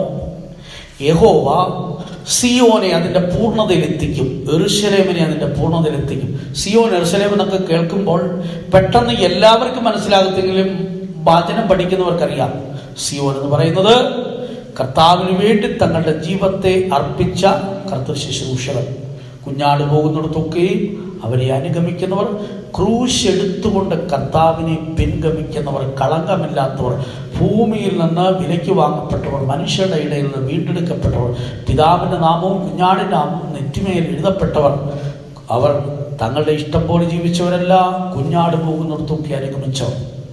ഇങ്ങനെയുള്ള വിശുദ്ധന്മാർ, ദൈവത്തിന് സ്തോത്രം, നിത്യതയിൽ പോകുന്ന ഒരു സ്ഥലമുണ്ട്. അതാണ് സിയോൻ. സൗന്ദര്യത്തിൻ്റെ പൂർണ്ണതയെന്നും മഹാരാജാവിൻ്റെ നഗരമെന്നും ദൈവം വസിക്കുന്ന ഇടമെന്നും ദൈവത്തിൻ്റെ തേജസ് വെളിപ്പെടുന്ന സ്ഥലമെന്നും നിയമങ്ങൾ പുറപ്പെടുന്ന സ്ഥലമെന്നും ഒക്കെ അതിനെക്കുറിച്ച് രേഖപ്പെടുത്തിയിട്ടുണ്ട്. അഥവാ നിത്യതയിൽ ഏറ്റവും ഉന്നതമായ സ്ഥാനമാണ് സിയോൻ. അതിന് ആ പേര് വന്നതിൻ്റെ കാരണം ദാവീദിനോടുള്ള നിയമത്തിൻ്റെ ഭാഗമായിട്ടാണ്. ദൈവത്തിന് സ്തോത്രം. ഈ ഭൂമിയിൽ തന്നെ സിയോൻ എന്നും യെരുശലേം എന്നുള്ള പേരുകളുണ്ട്, നമുക്കറിയാം. ദൈവത്തിന് സ്തോത്രം. എന്നാൽ സ്വർഗീയ യെരുശലേമുമുണ്ട്, സ്വർഗ സിയോനുമുണ്ട്. അതാണ് ബൈബിളിൽ പറഞ്ഞിരിക്കുന്ന പ്രധാനപ്പെട്ട നിത്യതയിൽ ഏറ്റവും ഉന്നതമായ സ്ഥലമാണ് സ്വർഗ സിയോൻ. നിത്യതയിൽ ഏറ്റവും ഉന്നതമായ സ്ഥലമാകുന്ന സിയോനോട് ചേർത്ത് പണിയപ്പെട്ടിരിക്കുന്ന ഉന്നതമായ സ്ഥാനമാണ് പുതിയ യെരുശലേം, അല്ലെങ്കിൽ മീതെയുള്ള യെരുശലേം, അല്ലെങ്കിൽ സ്വർഗ യെരുശലേം, അല്ലെങ്കിൽ പുതിയ യെരുശലേം എന്നൊക്കെ പറയുന്നുണ്ട്. ഇതാണ് ഈ സിയോനും യെരുശലേമും കൂടെ ചേരുന്നതാണ് കർത്താവിൻ്റെ തിരുസഭ. ഇവരാണ് കർത്താവിൻ്റെ വഴി എടുക്കപ്പെടുന്നത്. ഇവരാണ് നിത്യതയിൽ സിംഹാസനത്തിലിരിക്കുന്നത്. ദൈവത്തിന് സ്തോത്രം. നിത്യതയിൽ ഏറ്റവും ഉന്നതമായ സ്ഥാനമായ ദൈവസിംഹാസനത്തിൽ കർത്താവിനോടൊപ്പം കൂട്ടവകാശികളായി ഇരിക്കുന്നത് പുതിയ യെരുശലേം, സിയോൻ, അഥവാ അതിനാണ് തിരുസഭ എന്ന് പറയുന്നത്. ദൈവത്തിന് സ്തോത്രം. ഇവിടെ കർത്താവ് തന്റെ നാമത്തെ സ്ഥാപിക്കുവാൻ അവരെ തെരഞ്ഞെടുത്ത് വിശുദ്ധീകരിക്കുകയാണ്. ലോകത്തിൽ നിന്ന് തെരഞ്ഞെടുക്കപ്പെട്ടൊരു കൂട്ടരുണ്ട്. ഇത് എവിടെ നിന്നാണ് തിരഞ്ഞെടുക്കുന്നത്? പ്രത്യേക ജാതിയിൽ നിന്നോ, പ്രത്യേക മതത്തിൽ നിന്നോ, പ്രത്യേക കുടുംബത്തിൽ നിന്നോ ആണോ? ഇല്ല, ദൈവത്തിന് അങ്ങനെയില്ല. ദൈവത്തിന് സ്തോത്രം. ലോകത്തിലെ സകല മനുഷ്യരും കർത്താവായ യേശു ക്രിസ്തു സർവ്വജനത്തിനും ഉണ്ടാകാനുള്ള മഹാസന്തോഷമായിട്ട്, എല്ലാവർക്കും സമാധാനമായിട്ട്, സന്തോഷമായിട്ട് രക്ഷകനെ, ലോകത്തിൻ്റെ രക്ഷകനായിട്ട്, ഒരു പ്രത്യേക വിഭാഗത്തിൻ്റെ രക്ഷകനായിട്ടല്ല, ലോകരക്ഷകൻ, ജാതികളുടെ പ്രകാശം എന്നൊക്കെയാണ് പറയുന്നത്. ദൈവത്തിന് സ്തോത്രം. അപ്പൊ ലോകത്തെ മുഴുവൻ രക്ഷിക്കുക, അതിനുവേണ്ടിയാണ് കർത്താവ് തന്റെ വിലയേറിയ രക്തം ഒഴുക്കിയത്. ആ രക്തം ലോകത്തിലെ സകല മനുഷ്യരെയും രക്ഷിക്കാൻ വിലയുള്ളതാണ്. ദൈവത്തിന് സ്തോത്രം. അതിനെക്കുറിച്ച് പറഞ്ഞാൽ ധാരാളം കാര്യങ്ങളുണ്ട്. ഒരു മനുഷ്യന്റെ വില, ഒരു മനുഷ്യന്റെ ആത്മാവിന്റെ വില എത്രയാണ്?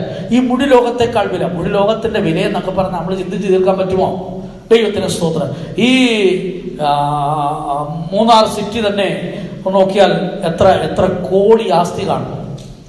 ഇതുപോലെ എറണാകുളം സിറ്റി എത്ര കോടി ആസ്തി കാണും. എറണാകുളം സിറ്റി അതിന് ഒരു ബിൽഡിങ്ങിൻ്റെ കണക്ക് കൂട്ടിയാൽ തന്നെ ചിലപ്പോൾ നമുക്ക് തല പോയി. ദൈവത്തിന് സ്തോത്രം. തിരുവനന്തപുരം സിറ്റി മുഴുവൻ എടുത്താൽ അതിൻ്റെ വിലയൊന്ന് കണക്ക് കൂട്ടിയാൽ എത്ര കാണും. കേരളത്തിൽ അങ്ങനെ എത്ര സിറ്റികളുണ്ട്, ആ വിലയെല്ലാം ഒന്ന് കൂട്ടി നോക്കിയാട്ടെ. പിന്നെ അതുപോലെ തരിശായി കിടക്കുന്ന സ്ഥലങ്ങൾ, ഇങ്ങനെ എത്ര സ്ഥലങ്ങളുണ്ട് കേരളത്തിലെ മാത്രം. ഒന്ന് തുകയൊന്ന് കണക്ക് കൂട്ടി നോക്കിയാൽ ആയുസ് പാഴാകത്തേയുള്ളൂ. ദൈവത്തിന് സ്തോത്രം. അതുപോലെ മുഴുവൻ ഇന്ത്യയിലുള്ള എത്രയോ വൻ നഗരങ്ങൾ, മഹാനഗരങ്ങൾ, ഇതിൻ്റെ വിലയൊക്കെ ഒന്ന് കണക്കൂട്ടി അത്രയുണ്ട്. ഇന്ത്യയിലേക്കാൾ എത്രയോ വിലമതിപ്പുള്ള കാര്യങ്ങൾ. ദൈവത്തിന് സ്തോത്രം. എത്രയോ വിലമതിപ്പുള്ള കാര്യങ്ങൾ ലോകത്തിലുണ്ട്. ന്യൂയോർക്ക് സിറ്റിയുടെ വിലയൊന്ന് കണക്ക് കൂട്ടി നോക്കിയാൽ, ചിക്കാഗോ സിറ്റിയുടെ വിലയൊന്ന് കണക്ക് കൂട്ടി നോക്കിയാൽ, ഇന്നലെ മുഴുവൻ ലോകത്തിൻ്റെയും ഈ മണ്ണിൻ്റെയും കെട്ടിടത്തിൻ്റെയും ബാങ്ക് നിക്ഷേപങ്ങളും സകലം ഒന്ന് കണക്ക് കൂട്ടി നോക്കിയാൽ കടൽക്കരയിലെ മണൽ എണ്ണതുപോലെയാണ്. ദൈവത്തിന് സ്തോത്രം. ഇതിനേക്കാൾ വിലയുണ്ട് ഒരു ദൈവ പൈതലിൻ്റെ ആത്മാവിന്. അപ്പോൾ ഒരു ദൈവപൈതലിൻ്റെ, രക്ഷിക്കപ്പെട്ട ഒരു ദൈവപൈതലിൻ്റെ ആത്മാവിൻ്റെ വില എത്ര വലുതാണ്. അതുപോലുള്ള 100 ആത്മാക്കളുടെ വില എങ്ങനെ കണക്ക് കൂട്ടും. ദൈവത്തിന് സ്തോത്രം. ഇന്ന് 770 കോടി ജനങ്ങളോളം ഭൂമിയിലുണ്ട്. ദൈവത്തിന് സ്തോത്രം. ഇത്രയും ജനങ്ങളുടെ വില ഒന്ന് കണക്കൂട്ടി നോക്കിയാൽ ഇനി മരിച്ചു പോയവർ എത്ര പേരുണ്ട്. ഇവരെ എല്ലാം വാങ്ങിക്കാനുള്ള മൂല്യം ആർക്കുണ്ട്? യേശുവിൻ്റെ രക്തത്തിന്. അപ്പോൾ യേശുവിൻ്റെ രക്തത്തിൻ്റെ വില എത്ര വലുതാണ്. ഈ വില സകല മനുഷ്യർക്കും വേണ്ടി കൊടുത്ത് അവരെ വീണ്ടെടുക്കുന്ന രക്ഷകനായിട്ടാണ് കർത്താവായ യേശു ക്രിസ്തു ലോകത്തിൽ വന്നത്. വചനം ദൈവമായിരുന്നു. വചനം ദൈവത്തോടു കൂടെയായിരുന്നു. ആദിയിൽ വചനമുണ്ടായിരുന്നു, വചനം ദൈവത്തോടു കൂടെയായിരുന്നു, വചനം ദൈവമായിരുന്നു. ആ വചനം ജഡമായി നമ്മുടെ ഇടയിൽ പാർത്തു. അതാണ് യേശു ക്രിസ്തു. ദൈവത്തിന് സ്തോത്രം. അപ്പൊ ഇതൊക്കെ സാധാരണ നിലയിൽ ചിന്തിച്ചാൽ ബുദ്ധിമാന്മാർക്കൊക്കെ അബദ്ധം പറ്റും. സാധുക്കളൊക്കെ, ശിശുക്കളൊക്കെ ഇത് ഏറ്റെടുത്ത് അതിൻ്റെ നന്മകളും ഗുണങ്ങളൊക്കെ അനുഭവിക്കും. ഇങ്ങനെ ഒത്തിരി പഠിച്ച് കണക്കൂട്ടി ഇതെല്ലാം അവന് ചൊവ്വായി പോകാനറിയാം, കമ്പ്യൂട്ടർ ഓപ്പറേറ്റ് ചെയ്യാനറിയാം, ഏതെല്ലാം കാര്യങ്ങളും അറിയാം. പക്ഷെ സത്യദൈവത്തിൻ്റെ അടുക്കൽ വരാനും ആ ദൈവത്തെ അനുഭവിക്കാനുള്ള ബുദ്ധി ഇല്ല. കാര്യം ഈ ലോകത്തിൻ്റെ ദൈവം അവിശ്വാസികളുടെ മനസ്സിനെ കുരുടാക്കി കളഞ്ഞു. അങ്ങനെയാണ് എത്രയോ ബുദ്ധിമാന്മാർ, പഠിച്ചവരൊക്കെ വഞ്ചിക്കപ്പെട്ടു പോകുന്നത്. എന്നാൽ ഒരു പഠിപ്പുമില്ലാത്ത എത്രയോ മനുഷ്യർ കർത്താവിൻ്റെ അടുക്കൽ വന്ന് വലിയ കാര്യങ്ങൾ പ്രാപിക്കുന്നു. കാരണം ദൈവത്തിൻ്റെ നാമം സർവനാമത്തെക്കാൾ ഉന്നതമാണ്. ദൈവത്തിന് വീണ്ടെടുപ്പുകാരനായി അവൻ ലോകത്തിൽ വന്നു. സകലരുടെയും വീണ്ടെടുപ്പുകാരൻ. അവൻ്റെ നാമം തീഷ്ണതയുള്ള നാമമെന്ന് ഞാൻ പറഞ്ഞല്ലോ. എന്താണ് അതിൻ്റെ അർത്ഥം? നമ്മിൽ ഓരോരുത്തരും ആരംഭിച്ച പ്രവൃത്തി അതിൻ്റെ പൂർണ്ണതയിലെത്തിക്കാൻ അവൻ തീക്ഷ്ണത കാണിക്കുന്നു. ഒരു വ്യക്തി കർത്താവിൻ്റെ രക്തത്താൽ വീണ്ടെടുക്കപ്പെട്ട് കഴിയുമ്പോൾ അന്ന് മുതൽ കർത്താവ് അവന് വേണ്ടി തീക്ഷ്ണത കാണിക്കും. പിശാച് അവനെതിരായി പോരാടിക്കൊണ്ടിരിക്കുമ്പോഴും അവനെ വിടുവിപ്പാൻ, അവനെ വിശുദ്ധീകരിക്കുവാൻ, അവനെ ഒരുക്കാൻ, അവനെ ദൈവരാജ്യത്തിന് ഒരുക്കുവാനായിട്ട് ദൈവം മറുഭാഗത്ത് തീക്ഷ്ണതയോടെ പ്രവർത്തിക്കുക. അതുകൊണ്ടാണ് ചിലപ്പോഴൊക്കെ ദൈവശബ്ദം നമ്മൾ കേൾക്കുന്നു, ദൈവവചനം നമ്മോട് ഇടപെടുന്നു. ചിലപ്പോൾ നമ്മുടെ മനസ്സിനെ ഉണർത്തിക്കുന്ന പാട്ടുകൾ കേൾക്കുന്നു, നമ്മുടെ മനസ്സിനെ ബലപ്പെടുത്തുന്ന ദൂതുകൾ നമ്മൾ കേൾക്കുന്നു. ചിലപ്പോൾ ചില പ്രവചന ശബ്ദത്താൽ നമ്മെ ഉയർത്തുന്നു. അതൊക്കെ ദൈവത്തിൻ്റെ നമ്മോടുള്ള തീക്ഷ്ണതയുടെ ഭാഗമാണ്. ഏറ്റവും കൂടുതൽ ദൈവം തീക്ഷ്ണത കാണിക്കുന്നത് പുതിയ യെരൂശലേമിനും സിയോനും വേണ്ടി. അഥവാ കർത്താവിൻ്റെ ഉപദേശം അനുസരിച്ച് ദൈവവചന പ്രകാരം ജീവിച്ച് എടുക്കപ്പെടാൻ ആഗ്രഹിക്കുന്നു. ആരാഗ്രഹിക്കുന്നു? കർത്താവായ യേശു ക്രിസ്തുവിന്റെ രഹസ്യ വരവിൽ എടുക്കപ്പെടുവാൻ ആരാഗ്രഹിക്കുന്നു? അവർക്ക് വേണ്ടിയാണ് കർത്താവ് ഏറ്റവും തീക്ഷ്ണത കാണിക്കുന്നത്. അവന്റെ നാമം തീക്ഷ്ണൻ എന്നാണ്. ദൈവത്തിന് സ്തോത്രം. അവന്റെ തീക്ഷ്ണതയുള്ള നാമനിമിത്തം അനേകർ ഇന്നും രക്ഷിക്കപ്പെട്ടുകൊണ്ടിരിക്കുകയാണ്. ലോകം അതേ സാത്താന്റെ കീഴിലായിക്കൊണ്ടിരിക്കും, അനേകരെ വഞ്ചിച്ചുകൊണ്ടിരിക്കുമ്പോൾ അതിൻ്റെ ഇടയിൽ നിന്ന് എത്രയോ പേര് ദൈവം രക്ഷിക്കുന്നറിയാമോ? ദൈവത്തിന് സ്തോത്രം. അനേകരെ കർത്താവിനെ കുറിച്ച് കേട്ടിട്ടില്ലാത്ത ഗ്രാമങ്ങളിൽ, സുവിശേഷം എത്തിയിട്ടില്ലാത്ത സ്ഥലങ്ങളിൽ, ബൈബിൾ പകർപ്പുകൾ ലഭിച്ചിട്ടില്ലാത്ത ഇടങ്ങളിൽ കർത്താവ് ദർശനത്തിലും ദൈവശബ്ദത്തിലും ഒക്കെ വെളിപ്പെട്ട് പലരെയും സന്ദർശിച്ചിട്ടുണ്ട്. എന്നാൽ അതുപോലെ എല്ലായിടവും നടക്കണമെന്നില്ല. കാരണം എന്താണ്? നമ്മുടെ കയ്യിൽ ബൈബിൾ കിട്ടി, നമ്മൾ ദൈവവചനം കേട്ടു. ഇനി നമ്മുടെ അടുക്കൽ വന്ന് എടാ മോനെ നീ എൻ്റെ അടുക്കലേക്ക് വരണമെന്ന് പറയണമെന്നില്ല. കാര്യം എന്താണ്? കർത്താവിൻ്റെ സാന്നിധ്യം, കർത്താവിനെ നമ്മൾ ടേസ്റ്റ് ചെയ്യുന്നതിൻ്റെ ഭാഗമാണ് എന്ത്? കർത്താവിൻ്റെ വചനം. അതുകൊണ്ടാണ് റോമാലേഖനം 10-ാം അധ്യായത്തിൽ നമ്മൾ വായിക്കുന്നത്, എനിക്ക് വേണ്ടി ആര് കർത്താവിനെ കൊണ്ടുവരാൻ സ്വർഗത്തിൽ കയറുമെന്നോ ഇല്ല അവനെ മരിച്ചവരുടെ ഇടയിൽ കയറ്റാൻ പാതാളത്തിലേക്ക് ഇറങ്ങി ചെല്ലുമെന്നില്ല നീ ഹൃദയത്തിൽ പറയരുത്. റോമാലേഖനം 10-ാം അധ്യായത്തിന്റെ 7-8 വാക്യങ്ങൾ വായിക്കുമ്പോൾ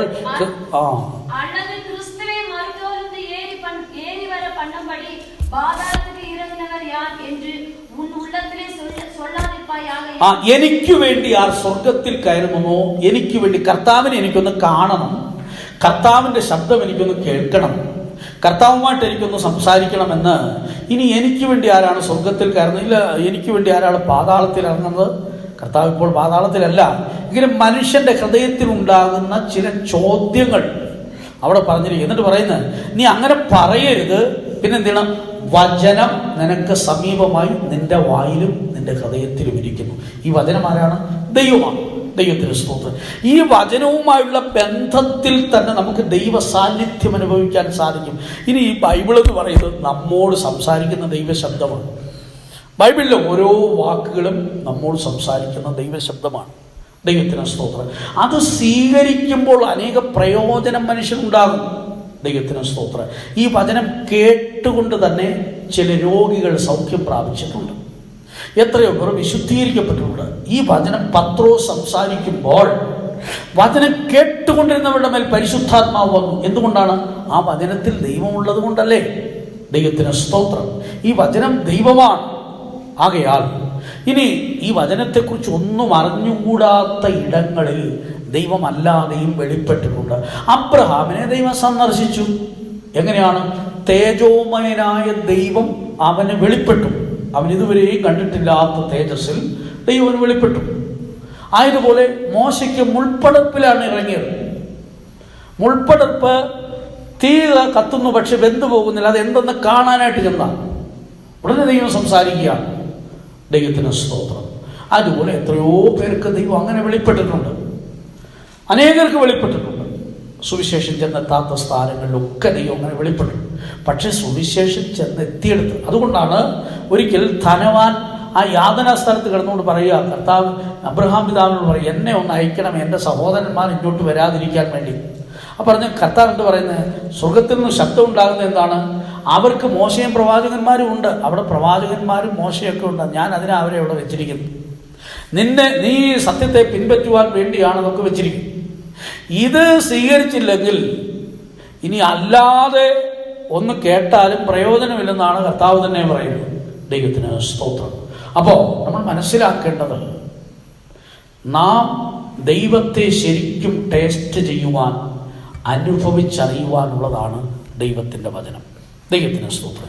ഇസ്രായേലിൻ്റെ പരിശുദ്ധനായ, സകല നാമത്തെക്കാളും ഉന്നതനായിരിക്കുന്ന തീഷ്ണൻ എന്ന യഹോവ വീണ്ടെടുപ്പുകാരൻ, സർവ ഭൂമിക്കും രാജാവ് എന്നാണ് അവനെക്കുറിച്ച് പറഞ്ഞിരിക്കുന്നത്. സക്രിയ പ്രവചനം 14-ാം അധ്യായത്തിൻ്റെ 9-ാം വാക്യത്തിൽ സർവഭൂമിക്കും രാജാവ്, ഏകനാമമുള്ളവൻ. ദൈവത്തിന് സ്തോത്രം. ആ നാമം ശ്രേഷ്ഠമായ നാമമാണ്. ആയതുകൊണ്ടാണ് ഈ നാമത്തെ വൃഥാ എടുക്കരുത്. ഇസ്രായേൽ മക്കൾക്ക് 10 കൽപ്പന കൊടുത്തപ്പോൾ പുറപ്പാട് 20:7 പറയുന്നത്, അവൻ്റെ നാമം വൃഥാ എടുക്കരുത്. കാര്യം ആ നാമത്തിൻ്റെ മഹത്വം, വെറുതെ ആ നാമം പറയരുത്. ദൈവത്തിന് സ്തോത്രം.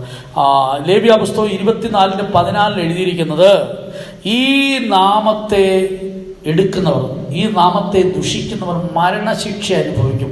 അതുകൊണ്ട് ആ കാലങ്ങളിൽ യഹോവ എന്ന പേരാരും ഉച്ചരിച്ചില്ലെന്നാണ്. ഭയം കൊണ്ട് എന്തെങ്കിലും സംഭവിച്ചു പോകുമോ? ദൈവത്തിന് സ്തോത്രം. അതുകൊണ്ട് അവർ വളരെയധികം ഭയപ്പെട്ടിരുന്നു. ദൈവത്തിന് സ്തോത്രം. തിമത്യോസ് ലേഖനത്തിൽ തന്നെ പറയുന്നു, 2 തിമത്യോസ് 2-ാം അധ്യായത്തിൻ്റെ 19-ാം വാക്യത്തിൽ, അവൻ്റെ നാമം ഉച്ചരിക്കുന്നവരൊക്കെ അനീതി വിട്ട് അകന്നുകൊള്ളട്ടെ. എല്ലാവർക്കും യഹോവ ദൈവം ഒന്നും പറയാനുള്ള അവകാശം പോലുമില്ല. കാരണം അവർ വിശുദ്ധീകരിക്കപ്പെട്ടവരായിരിക്കണം. ദൈവത്തിന് സ്തോത്രം. അതുകൊണ്ട് പുരാതന കാലങ്ങളിൽ മഹാപുരോഹിതന്മാർ മാത്രം തങ്ങളുടെ ജീവിതത്തെ ഒരുക്കിക്കൊണ്ടായിരുന്നു ഈ പദങ്ങൾ ഉച്ചരിച്ചിരുന്നത്. ബൈബിൾ വിവർത്തകർ പോലും യഹോവ എന്ന പദം സംസാരിക്കുമ്പോഴും അവരെഴുതുമ്പോഴും അവർ തങ്ങളെ തന്നെ ശുദ്ധീകരിച്ചിട്ട് മാത്രമായിരുന്നു അത് ചെയ്തത്. അത്രമാത്രം മഹത്വമുള്ളൊരു നാമമായിരുന്നു. ദൈവത്തിന് സ്തോത്രം. ഈ നാമം വെച്ച് ഒരു മനുഷ്യനെ അനുഗ്രഹിച്ചാൽ അതുപോലെ അനുഗ്രഹിക്കപ്പെടും. സംഖ്യാപുസ്തകം 6-ാം അധ്യായത്തിൻ്റെ 27-ാം വാക്യം വായിക്കുമ്പോൾ ആ നാമം വെച്ച് അനുഗ്രഹിക്കുന്നതിനെ കുറിച്ച് കാണുന്നുണ്ട്. ദൈവത്തിന് സ്തോത്രം. ഈ നാമം ശ്രേഷ്ഠമായ നാമമാണ്.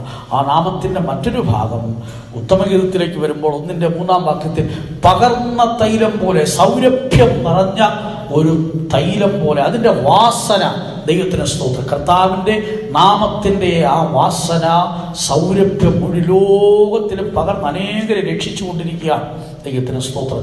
സാത്താൻ ഒരു ഭാഗത്ത് അലറുന്ന സിംഹം പോലെ ആരെ വിഴുങ്ങേണ്ടുന്നു എന്ന് തിരിഞ്ഞ് ചുറ്റി നടക്കുമ്പോൾ അനേകർ ഈ സൗരഭ്യം അനുഭവിച്ചു കൊണ്ടിരിക്കുകയാണ്. കർത്താവിൻ്റെ നാമത്തിൻ്റെ സൗരഭ്യം ക്രിസ്തുവിലൂടെയാണ് ലോകത്തിൽ ഏറ്റവും അനുഭവിച്ചത്. എല്ലാവരും അനുഭവിച്ചു. ദൈവത്തിന് സ്തോത്രം. അതേ വഴിയെ പോയ കുറേനക്കാരനായ ശീമോൻ പോലും അനുഭവിച്ചു. ദൈവത്തിന് സ്തോത്രം. അവനെന്തോ ഒരു ശബ്ദം കേട്ടുകൊണ്ട് വന്ന് നോക്കിയതാ. പടയാളികൾ അവനെ നിർബന്ധിച്ച് കുരിച്ചു ചോപ്പിച്ചു. പിൽക്കാലത്ത് അവനൊരു ശ്രേഷ്ഠ മനുഷ്യനായി തീർന്നു. കർത്താവിന് വേണ്ടി ജീവിക്കുന്നവനായി തീർന്നു. അവൻ്റെ ഭാര്യ കർത്താവിൻ്റെ വേലയ്ക്കൊരു താങ്ങായിരുന്നു. ദൈവത്തിന് സ്തോത്രം. അവൻ്റെ മകൻ കർത്താവിൻ്റെ വേലക്കാരനായി തീർന്നു. ദൈവത്തിന് സ്തോത്രം. അങ്ങനെയൊക്കെ അനുഗ്രഹിക്കപ്പെട്ടു. ദൈവത്തിന് സ്തോത്രം. അപ്പോൾ ഈ നാമം പകർന്ന തൈലം പോലെ അനേകർക്ക് ആശ്വാസമായി, അനേകർക്ക് അനുഗ്രഹമായി തീർന്നു. ഈ നാമത്തിൻ്റെ തീഷ്ണത കൊണ്ട് അനേകർ രക്ഷിക്കപ്പെട്ടുകൊണ്ടിരിക്കുന്നു. സ്തോത്രം. പിശാച് അനേകരെ പുറകോട്ട് പിടിക്കുമ്പോഴും അതിൻ്റെ ഇടയിൽ നിന്ന് അനേകരെ രക്ഷിക്കുകയാണ്. അനേകരെ അതിൻ്റെ ഇടയിൽ നിന്ന് പിടിപ്പിക്കുകയാണ്. വിശുദ്ധീകരണം ആഗ്രഹിക്കുന്നവർ വിശുദ്ധിയുടെ പാതയിലേക്ക് നടത്തുകയാണ്. നല്ല ആഗ്രഹത്തോടുകൂടെ, നല്ല താല്പര്യത്തോടുകൂടി ക്രിസ്തീയ ജീവിതം ചെയ്യുവാനായിട്ട് മുൻപോട്ട് വന്നവരെയൊക്കെ കരം പിടിച്ച് ആലോചന കൊടുത്ത് നടത്തുന്ന ആ ദൈവത്തിൻ്റെ പ്രവൃത്തി തൻ്റെ തീഷ്ണത അത്രമാത്രം വലുതാണ്. പിശാച് മുഴു ശക്തിയോടെ പ്രവർത്തിക്കുമ്പോൾ അതിൻ്റെ ഇടയിൽ അവരെ പിടിച്ചു നിർത്തി, അവരെ സൂക്ഷിച്ച്, അവരെ നടത്തി പൂർണ്ണതയിൽ എത്തിക്കുന്ന ദൈവത്തിൻ്റെ തീഷ്ണത അവർ വെളിപ്പെടുത്തിക്കൊണ്ടിരിക്കുകയാണ്. ദൈവത്തിന് സ്തോത്രം. ആ നാമത്തിൻ്റെ മറ്റൊരു പ്രത്യേകത എന്നറിയാമോ? ഈ നാമം നമ്മൾ വഹിക്കുവാൻ തുടങ്ങുമ്പോൾ നമ്മുടെ ജീവിതം അനുഗ്രഹിക്കപ്പെടും. വിശുദ്ധ പൗലോസ് കർത്താവിൻ്റെ നാമം വഹിക്കുവാൻ തിരഞ്ഞെടുക്കപ്പെട്ട ഒരു പാത്രമായി തീർന്നപ്പോൾ അവനിൽ കൂടെ തന്നെ നാമത്തെ കർത്താവ് വെളിപ്പെടുത്തിക്കൊണ്ടിരുന്നു. വലിയ മഹത്വം വിശുദ്ധ പൗലോസിലൂടെ ലോകമൊക്കെ കണ്ടു കഴിഞ്ഞു. പക്ഷേ ഈ നാമനിമിത്തം മറ്റൊരു കാര്യമുണ്ട്. ഈ നാമനിമിത്തം എല്ലാവരും നിങ്ങളെ പകയ്ക്കും. ഈ നാമനിമിത്തം ശ്രേഷ്ഠരായി തീരുവാൻ, പദവി അലങ്കരിക്കാനൊക്കെ എല്ലാവർക്കും ഇഷ്ടമാണ്. പക്ഷേ ഈ നാമനിമിത്തം നമ്മളെ പകച്ചാൽ, മത്തായിയുടെ സുവിശേഷം 10-ാം അധ്യായത്തിൻ്റെ 22-ാം വാക്യം വായിക്കുമ്പോൾ ഈ നാമനിമിത്തം എല്ലാവരും നിങ്ങളെ പകയ്ക്കും. പത്രോസിൻ്റെ ലേഖനത്തിലേക്ക് വരുമ്പോൾ 1 പത്രോസ് 4:14 വായിക്കുന്നത് ഈ നാമനിമിത്തം നിന്ദകളുണ്ടാകും. നിന്ന 16-ാം വാക്യം വായിക്കുമ്പോൾ നിന്ന സഹിക്കേണ്ടി വന്നാൽ നിങ്ങൾ ഭാഗ്യവാന്മാർ. കഷ്ടം സഹിക്കേണ്ടി വരും. ദൈവത്തിന് സ്തോത്രം. അങ്ങനെ ഈ നാമനിമിത്തം അനേക കഷ്ടങ്ങൾ ചിലപ്പോൾ ഉണ്ടാകും. ക്രിസ്തുവിൻ്റെ നാമനിമിത്തം നിന്ന സഹിക്കേണ്ടി വന്നാൽ നിങ്ങൾ ഭാഗ്യവാന്മാർ. ദൈവത്തിന് സ്തോത്രം. ഈ നാമനിമിത്തം ക്രിസ്ത്യാനിയായിട്ട് കഷ്ടം സഹിക്കേണ്ടി വന്നാലോ ലജ്ജിക്കരുത്. ഈ നാമം ധരിച്ചിട്ട് ദൈവത്തെ മഹത്വപ്പെടുത്തുക അത്രയും വേണ്ടത്. ഇതിനകത്ത് വലിയൊരു കാര്യമാണ് മനസ്സിലാക്കാൻ സാധിക്കുന്നു. വലിയവനായ ആ തീഷ്ണനായ പരിശുദ്ധനായ ഏറ്റവും ഉന്നതനായ ദൈവത്തിൻ്റെ നാമം പുത്രനിലൂടെ വെളിപ്പെടുമ്പോൾ ഈ നാമം വഹിക്കുവാനായിട്ട് ദൈവം ചിലരെ തിരഞ്ഞെടുക്കുവാൻ ആഗ്രഹിക്കുകയാണ്. ഈ നാമത്തെ ഒരു മനുഷ്യൻ വഹിക്കുമ്പോൾ ആ നാമത്താൽ അവർ സൂക്ഷിക്കപ്പെടുന്നു. നിന്റെ നാമത്തിൽ അവരെ കാത്തുകൊള്ളണമേ എന്ന് പ്രാർത്ഥിക്കുന്നുണ്ട് കർത്താവായ യേശു ക്രിസ്തു. ദൈവത്തിന് സ്തോത്രം. ആ നാമത്തിൽ അവർക്ക് ഒരു വലിയ സൂക്ഷിപ്പുണ്ട്. ദൈവത്തിന് സ്തോത്രം. യോഹന്നാന്റെ സുവിശേഷം 17-ാം അധ്യായത്തിന്റെ 12-ാം വാക്യം വായിക്കുമ്പോൾ നീ എനിക്ക് തന്നിരിക്കുന്ന നിന്റെ നാമത്തിൽ കാത്തുകൊണ്ടിരുന്നു അവരെ, ഞാൻ അവരെ സൂക്ഷിച്ചു. ദൈവത്തിന് സ്തോത്രം. ആ നാമത്തിൽ ഒരു സൂക്ഷിപ്പുണ്ട്. എങ്ങനെയാണ് ആ നാമത്തിന്റെ സൂക്ഷിപ്പ്? ആ നാമം ആരുടെയൊക്കെ മേളിലുണ്ടോ അവരെ പിശാച് ഭയപ്പെടും. നേരത്തെ ഓർപ്പിച്ചല്ലോ, അവന്റെ നാമം ഉച്ചരിക്കുന്നവരൊക്കെ അനീതി വിട്ടകന്നുകൊള്ളട്ടെ. ആ നാമം ധരിക്കുവാൻ തക്കവണ്ണം ഒരു വ്യക്തിയുടെ ജീവിതം ഒരുക്കപ്പെടുമ്പോൾ അവന്റെ മേൽ കർത്താവിന്റെ നാമം വയ്ക്കുന്നു. ക്രിസ്തുവിന്മേൽ പിതാവിന്റെ നാമം ഇരുന്നപ്പോൾ ക്രിസ്തുവിനെ ലോകം പകച്ചുവെങ്കിലും ക്രിസ്തുവിനെ പിശാച് ഭയപ്പെട്ടു. ദൈവത്തിന് സ്തോത്രം. എല്ലാം നമുക്ക് പ്രതികൂലമായി തീരും ഈ നാമം ധരിക്കുമ്പോൾ. പക്ഷേ നമ്മുടെ പ്രതികൂലങ്ങളുടെ മേലെല്ലാം നമുക്ക് ജയമുണ്ട്. അതാണ് ഈ നാമത്തിന്റെ പ്രത്യേകത. അവന്റെ നാമം സകല നാമത്തെക്കാളും മേലായ നാമം, ഉന്നതമായ നാമം. ഇനി ഒന്ന് പറയട്ടെ, ലോകത്തിൽ ഏതൊക്കെ നാമങ്ങൾ ഉന്നതമായി തോന്നുന്നുവോ ആ നാമത്തിൽ നമ്മുടെ നേരെ വരുന്ന ഏതെങ്കിലും ശക്തികളുണ്ടോ അതിന്മേലെല്ലാം ഉയർന്നതാണ് കർത്താവിന്റെ നാമം. എന്ന് പറഞ്ഞാൽ ഈ ഒരു രോഗത്തിന്റെ പേര് പറഞ്ഞാൽ ചിലരൊക്കെ ഈ രോഗത്തിന്റെ പേരൊക്കെ പറഞ്ഞ് അതിനെ അങ്ങ് സ്വീകരിച്ചങ്ങ് തലയിൽ വെക്കുകയാണ്. രോഗത്തിന്റെ പേരൊക്കെ ചില ബഹുമാനത്തോടാണ് പറയുന്നത്, ഓരോ രോഗത്തിന്റെ പേര്. ദൈവത്തിന് സ്തോത്രം. പക്ഷെ ഒന്ന് മനസ്സിലാക്കണം, ആ സകല രോഗത്തിന്റെ പേരുകളെക്കാൾ വലുതാണ് ആരുടെ നാമം? കർത്താവിന്റെ നാമം. അപ്പോ അതിനെ കീഴ്പ്പെടുത്തുന്ന നാമമാണ്. കർത്താവിന്റെ നാമം ഉച്ചരിപ്പാൻ ഒരുക്കപ്പെട്ടവരായി നാം കാണപ്പെടുമ്പോൾ സകല നാമങ്ങളും അതിന് താഴെയാണ്. ദൈവത്തിന് സ്തോത്രം. ഡയബറ്റീസിനോട് പറയണം, നിന്നേക്കാൾ വലുതാണ് കർത്താവിന്റെ നാമം. അൾസറിനോട് പറയണം, നിന്നേക്കാൾ വലുതാണ് കർത്താവിന്റെ നാമം. ക്യാൻസറിനോട് പറയണം, നിന്നേക്കാൾ വലുതാണ് കർത്താവിന്റെ നാമം. എല്ലാ പിശാച് വിറയ്ക്കുന്ന നാമമാണ്. സ്വർലോകളുടെയും ഭൂലോകളുടെയും അധോലോകളുടെയും മുഴങ്കാലുകൾ മടങ്ങുന്ന, ഇല്ലെങ്കിൽ രോഗത്തിന്റെ നട്ടലൊടിയുന്ന നാമം, മുഴങ്കാൽ മടങ്ങുന്ന നാമം, എല്ലാ ശക്തികളും കീഴ്പ്പെടുന്ന നാമം, ശക്തിയുള്ള നാമം. ആ നാമം ഒരു വലിയ ഗോപുരമാണ്, ഏറ്റവും ഉയർന്ന ടവർ. ഞാൻ ആദ്യം ഓർപ്പിച്ചല്ലോ, ലോകത്തിലെ സകല ടവറുകളെക്കാൾ ഉയർന്നു നിൽക്കുന്ന ഒരു നാമം, ഉയർന്നു നിൽക്കുന്ന ആ നാമം. ആ നാമത്തിന്റെ പേര് കേൾക്കുമ്പോൾ, അഥവാ ആ നാമത്തിന് പല പ്രത്യേകതകളുണ്ട്. അത് പിശാചിനെ ജയിച്ച നാമമാണ്, ലോകത്തെ ജയിച്ച നാമമാണ്, ജഡത്തെ ജയിച്ച നാമമാണ്, രോഗത്തെ കീഴ്പ്പെടുത്തിയ നാമമാണ്. അത് വെളിപ്പെടുത്തിയത് ക്രിസ്തുവിലൂടെയായിരുന്നു. കാൽവരി ക്രൂശിൽ അതെല്ലാം വെളിപ്പെടുത്തി പിശാച് ആയുധവർഗം വെച്ച് കീഴ്പ്പെട്ട നാമമാണ് ആ ഉയരത്തിലെ കർത്താവിന്റെ നാമം. സ്തോത്രം. അതുകൊണ്ട് ആ നാമത്തിന്റെ പേര് കേൾക്കുമ്പോൾ പിശാച് ഭയപ്പെടും. അതുകൊണ്ട് ആ നാമം ഉച്ചരിക്കുവാൻ നമ്മൾ ഒരുക്കപ്പെട്ടവരായി തീരണം. സർവശക്തനായ ദൈവത്തിന്റെ നാമം പുത്രനിലൂടെ ലോകം കണ്ടപ്പോൾ മറ്റൊരു ഭാഗ്യം നമുക്ക് ലഭിക്കുന്നു. ഈ നാമം വഹിക്കുവാൻ ചിലരെ ദൈവം തിരഞ്ഞെടുക്കുന്നു. വിശുദ്ധ പൗലോസിനെ പോലെ അനേക വിശുദ്ധന്മാരെ ഈ നാമം വഹിക്കുവാൻ തിരഞ്ഞെടുത്തപ്പോൾ അവരിലൂടെ കർത്താവിന്റെ നാമം മഹത്വപ്പെട്ടു. ലോകം അവരിലൂടെ ആ നാമത്തിന്റെ സൗരഭ്യം മനസ്സിലാക്കി. എന്ന് മാത്രമല്ല, ആ നാമം നിമിത്തം നിന്ദകളുണ്ട്, ഉപദ്രവങ്ങളുണ്ട്, പ്രയാസങ്ങളുണ്ട്, കഷ്ടങ്ങളുണ്ട്. എങ്കിലും തിരുവെഴുത്ത് എന്ത് പറയുന്നു? ലജ്ജിക്കരുത്, ലജ്ജിക്കരുത്. ഈ നാമം ധരിച്ചിട്ട് ഒരാൾ നിന്നെ നിന്ദിച്ചാൽ, ഒരാൾ നിന്നെ താഴ്ത്തിക്കെട്ടിയാൽ, ഒരാൾ നിന്നെ അപമാനിച്ചാൽ, ഒരാൾ നിന്നെ തെറ്റായി ചിത്രീകരിച്ചാൽ ഒരിക്കലും ലജ്ജിക്കരുത്, ലജ്ജിക്കരുത്. ഈ നാമം ധരിച്ചുകൊണ്ട് ദൈവത്തെ മഹത്വപ്പെടുത്തുക എത്ര വേണ്ടത്.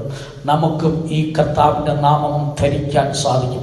എല്ലാ നാമത്തെക്കാൾ ഉന്നതമായ നാമം നാം ധരിക്കുമ്പോൾ പിശാച് നമ്മളെ നോക്കിയാൽ ആരെയായിരിക്കും കാണുന്നത്?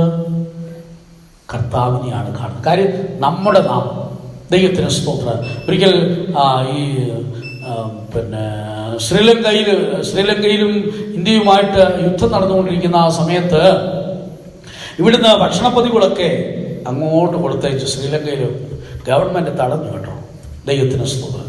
ഒന്നും ഇവിടെ കൊടുക്കാൻ പറ്റില്ല. ഉടനെ എന്ത് ചെയ്യുന്നറിയാമോ? റഷ്യയുടെ 2 ഫ്ലൈറ്റ് അങ്ങോട്ട് വിട്ടു. റഷ്യയുടെ ഫ്ലൈറ്റിന്റെ ആ എംബ്ലം കണ്ടപ്പോഴേ പറഞ്ഞു, നിങ്ങൾ എങ്ങനെ വേണമെങ്കിലും കൊണ്ടു കൊടുത്തോ, ഒരു പ്രശ്നമില്ല. ദൈവത്തിന് സ്തോത്രം. കാര്യം ആ രാജ്യത്തിന്റെ ശക്തി വെളിപ്പെടുത്തുന്നതാണ് ആ പേര്. അവന്റെ ഫ്ലൈറ്റ് കണ്ടപ്പോഴേ അവർ വരയ്ക്കാത്തത്. ദൈവത്തിന് സ്തോത്രം. അപ്പൊ റഷ്യയുടെ ഫ്ലൈറ്റ് കണ്ടപ്പോൾ ശ്രീലങ്കയ്ക്ക് ഭയമായെങ്കിൽ കർത്താവിന്റെ നാമത്തിന്റെ ആ പേര് കേൾക്കുമ്പോൾ സാത്താനും സകല ശക്തികളും വിറയ്ക്കുവാനിടയായിത്തീരും. ദൈവത്തിന് രോഗത്തിന്റെ ശക്തികൾ കീഴ്പ്പെടും, ബലഹീനതകൾ കീഴ്പ്പെടും, എല്ലാ അന്ധകാര ശക്തികളും ഈ നാമത്തിന്റെ മുമ്പിൽ കീഴ്പ്പെടും. പ്രിയരെ, അത്രമാത്രം ശക്തിയുള്ളതും ഉന്നതവുമായ ആ വലിയ മഹത്വം നിറഞ്ഞതാണ് കർത്താവിന്റെ നാമം. അത് ബലമുള്ള ഒരു ഗോപുരമാണ്, ഏറ്റവും ഉയർന്ന ഗോപുരമാണ്. ഇതിലേക്ക് ഓടിച്ചെല്ലാനുള്ള ചാൻസ് ആർക്കാണ്? നീതിമാന്മാർക്ക്. ആരാണ് നീതിമാന്മാർ? കർത്താവിനാൽ നീതീകരിക്കപ്പെട്ടവർ. സ്വയം നീതീകരണമുള്ളവരല്ല. ജീവിതത്തിൽ കുറവുണ്ട്, തെറ്റുണ്ട്, ബലഹീനതയുണ്ട്, അത് മൂടി വെച്ചുകൊണ്ട് നടക്കുകയല്ല. കർത്താവിനോട് തുറന്ന് പറഞ്ഞ് കർത്താവ് നമ്മളെ നീതീകരിച്ച് വിശുദ്ധീകരിക്കപ്പെട്ടവർക്ക് വിശ്വാസത്താൽ ഓടിച്ചെല്ലാനുള്ള സ്ഥലമാണ്. എൻ്റെ അർത്ഥം എന്തെന്നറിയാമോ? നാം വിശുദ്ധീകരിക്കപ്പെട്ട് ദൈവത്തിന് പ്രസാദമുള്ളതായി തീരുമ്പോൾ ഏത് പ്രശ്നം വരുമ്പോഴും ഏത് ആവശ്യം വരുമ്പോഴും നമുക്ക് ഓടിച്ചെല്ലാം. ആ ഗോപുരം അവിടെയുണ്ട്. ആ ലോകത്തിലെ ഏറ്റവും വലിയ, പ്രപഞ്ചത്തിലെ ഏറ്റവും വലിയ, ദൈവത്തിന് സ്തോത്രം, ഈ അഖിലാണ്ടത്തിലെ ഏറ്റവും വലിയ ആ വലിയ ടവർ, ഏറ്റവും ഉയരമുള്ള ആ ഗോപുരം അവിടെ നിൽപ്പുണ്ട്. അതിനകത്തേക്ക് ഓടിച്ചെല്ലാൻ എല്ലാവർക്കും ചാൻസ് ഉണ്ട്. ആരാണ് അവിടേക്ക് ഓടിച്ചെല്ലുന്നത്? വിശ്വാസമുള്ളവർ, ദൈവത്താൽ നീതീകരിക്കപ്പെട്ട നീതിമാന്മാർ ഓടിച്ചെല്ലും. നിനക്കൊരു പ്രശ്നമുണ്ടോ? ഒരു ബുദ്ധിമുട്ടുണ്ടോ? ഒരു പ്രതികൂലമുണ്ടോ? ഓടിച്ചെല്ലാം. ആ ഗോപുരത്തിൻ്റെ വാതിൽ ആർക്ക് വേണ്ടി തുറക്കപ്പെട്ടിരിക്കുന്നു? നീതിമാന്മാർക്ക് വേണ്ടി. വിശ്വാസത്താൽ ആരും ഓടിച്ചെല്ലുന്നോ അവിടെ ചെന്ന് കഴിഞ്ഞാൽ പിന്നെ ശത്രുവിന് തൊടാൻ പറ്റില്ല. ആ വെളിയിൽ നിന്ന് എന്തെങ്കിലുമൊക്കെ കാണിക്കും, പക്ഷെ ഈ ഗോപുരത്തിനകത്ത് കയറാൻ പറ്റുകയില്ല. ഇതേറ്റവും ഉയർന്നതാണ്, ഇതേറ്റവും ബലമുള്ളതാണ്, ആർക്കും പൊളിക്കാൻ പറ്റുകയില്ല. ഒരു ബോംബിനും ഒരു മിസൈലിനും തകർക്കാൻ പറ്റാത്ത ശക്തിയുള്ളത് ഉന്നതവുമായി മനോഹരമായ ആ ഗോപുരത്തിലേക്ക് ഓടിച്ചെല്ലുന്നവരൊക്കെ ഭാഗ്യമുള്ളവരാണ്. ഈ ഗോപുരത്തിലേക്ക് നമുക്ക് ഏത് സമയം ഓടിച്ചെല്ലാം, ഏത് പാതിരാത്രിയിലും ഓടിച്ചെല്ലാം, ഏത് സ്ഥലത്ത് വെച്ച് ഓടിച്ചെല്ലാം. കാരണം എല്ലായിടത്തും ഈ നാമം ഒരു പകർന്ന തൈലം പോലെ എല്ലായിടത്തുമുണ്ട്. നീതിമാന്മാരായ ദൈവത്തെ അന്വേഷിക്കുന്നവർ എവിടെയെല്ലാം ഉണ്ടോ, ലോകത്തിൻ്റെ ഏത് ഭാഗത്തായിരുന്നാലും അവിടെയൊക്കെ ഈ ഗോപുരം അവിടെയുണ്ട്. നിറഞ്ഞു നിൽക്കുന്ന ഹൈറ്റുള്ള ഏറ്റവും ശ്രേഷ്ഠമായ മഹത്തായ ആ നാമം, സ്തോത്രം, അത് തൻ്റെ ആ നാമം ദൈവത്തിൻ്റെ തീഷ്ണതയെ വെളിപ്പെടുത്തുന്ന, ദൈവത്തിൻ്റെ മഹത്വത്തെ വെളിപ്പെടുത്തുന്ന സൈന്യങ്ങളുടെ യഹോവ എന്ന ആ ശ്രേഷ്ഠ നാമം, അതിലേക്ക് നമുക്ക് ഓടിച്ചെല്ലാം. ഇവിടെ ഈ ഭൂമിയിലായിരിക്കുമ്പോൾ ആ ഗോപുരത്തിലേക്ക് ഓടിച്ചെന്ന് അഭയം പ്രാപിക്കുന്നവർ ഭാഗ്യമുള്ളവരാണ്. അവരെ ദുഷ്ടശക്തി തൊടുകയില്ല. അവിടെ നേർക്ക് വന്ന പ്രതികൂലങ്ങൾ ഒരിക്കലും അവർക്ക് ദോഷമായി തീരുകയില്ല. അവരുടെ നേരെ യുദ്ധം ചെയ്യുന്ന പിശാച് തന്നെ തകർന്നു പോകും. ആ ഗോപുരം വിശുദ്ധന്മാരുടെ അഭിമാനമാണ്. നമ്മുടെ അഭിമാനം, നമ്മുടെ അന്തസ്സ് ആ ഗോപുരമാണ്. ആ ഗോപുരത്തിന് കീഴിൽ നമുക്ക് ജീവിക്കാം. അവിടെ നമുക്ക് അഭയം തേടാം. ആവശ്യങ്ങളുണ്ടോ അവിടോട്ട് ചെന്നാൽ മതി. ആ നാമത്തിൽ ഒന്നിനും കുറവില്ല. ദൈവം മക്കളെ, എല്ലാം ഉണ്ട്. സ്തോത്രം. ലോകത്തിലെ ഒരു ടവറിനെ പോലെയല്ല. സ്തോത്രം. ഇന്ന് ബുർജ് ഖലീഫ എന്നൊക്കെ പറയുമ്പോൾ അവിടെ എന്തെല്ലാം കാര്യങ്ങൾ അവിടെ നടക്കുന്നറിയാമോ? സ്തോത്രം. 167ഓളം നിലകളുള്ളതായ ആ വലിയ ബിൽഡിങ്ങിൽ ഏതെല്ലാം കാര്യങ്ങൾ അവിടെ നടക്കുന്നുണ്ട്. സ്തോത്രം. എത്രയോ ആയിരങ്ങൾ അവിടെ കയറി ചെല്ലുന്നു. അവിടെ ബിസിനസ്സും സകലവിധമായ കാര്യങ്ങളുണ്ട്. ഒരു ചെറിയ ടവറിൽ അത്രയും ഉണ്ടെങ്കിൽ ഏറ്റവും വലിയ ആ ടവറിൽ നമുക്ക് വേണ്ടതെല്ലാം, സമൃദ്ധികളും അനുഗ്രഹങ്ങളും എല്ലാം നിറഞ്ഞിരിക്കുന്നു. നമുക്ക് ആവശ്യമായതെല്ലാം ഉണ്ടോ? നിനക്ക് എന്തൊക്കെ ആവശ്യം? നിനക്ക് സൗഖ്യം വേണോ, വിടുതൽ വേണോ, സമ്പത്ത് വേണമോ, ജോലി വേണമോ, സകലം ഈ നാമത്തിലേക്ക് ഓടിച്ചെന്നാൽ നീ ഒരിക്കലും അന്നതുപോലെ തിരിച്ചു പോകുകയില്ല. ഏറ്റവും ബലവത്തായ ആ ഗോപുരമിത ഉയർത്തപ്പെട്ടിരിക്കുന്ന നാമമാണ്. അതിലേക്ക് ഓടിച്ചെന്ന് അഭയം പ്രാപിച്ച് അനുഗ്രഹിക്കപ്പെട്ടവരായി തീരുവാൻ നമുക്കിടയായി തീരട്ടെ. ദൈവം നമ്മെ ഓരോരുത്തരെയും സഹായിക്കട്ടെ. ആ ബലമുള്ള നാമം ഇതാ ഏറ്റവും ഉയർത്തപ്പെട്ടിരിക്കുന്ന നാമമാണ്. അതിലൂടെ നമ്മുടെ ദൈവത്തെ അനുഗ്രഹപൂർണ്ണമാക്കി മാറ്റുവാൻ ദൈവം സഹായിക്കട്ടെ. എല്ലാവർക്കും അതിനായി സമർപ്പിച്ചു കൊടുക്കുക.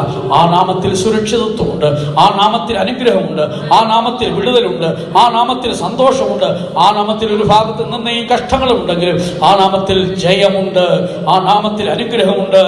ആ നാമത്തിലൂടെ ഒരു മനുഷ്യൻ ശ്രേഷ്ഠനായി മാറുകയാണ്. ആ നാമത്തിലൂടെ സ്വർഗീയ പൂർണ്ണതയിലേക്ക് നാം എത്തിച്ചേരുന്നു. ക്രിസ്തുവിന്റെ സമ്പൂർണ്ണത പ്രാപിപ്പാൻ നമുക്ക് ഒരുങ്ങാം. ദൈവം നമ്മെ അതിനെ സഹായിക്കുമാറാകട്ടെ.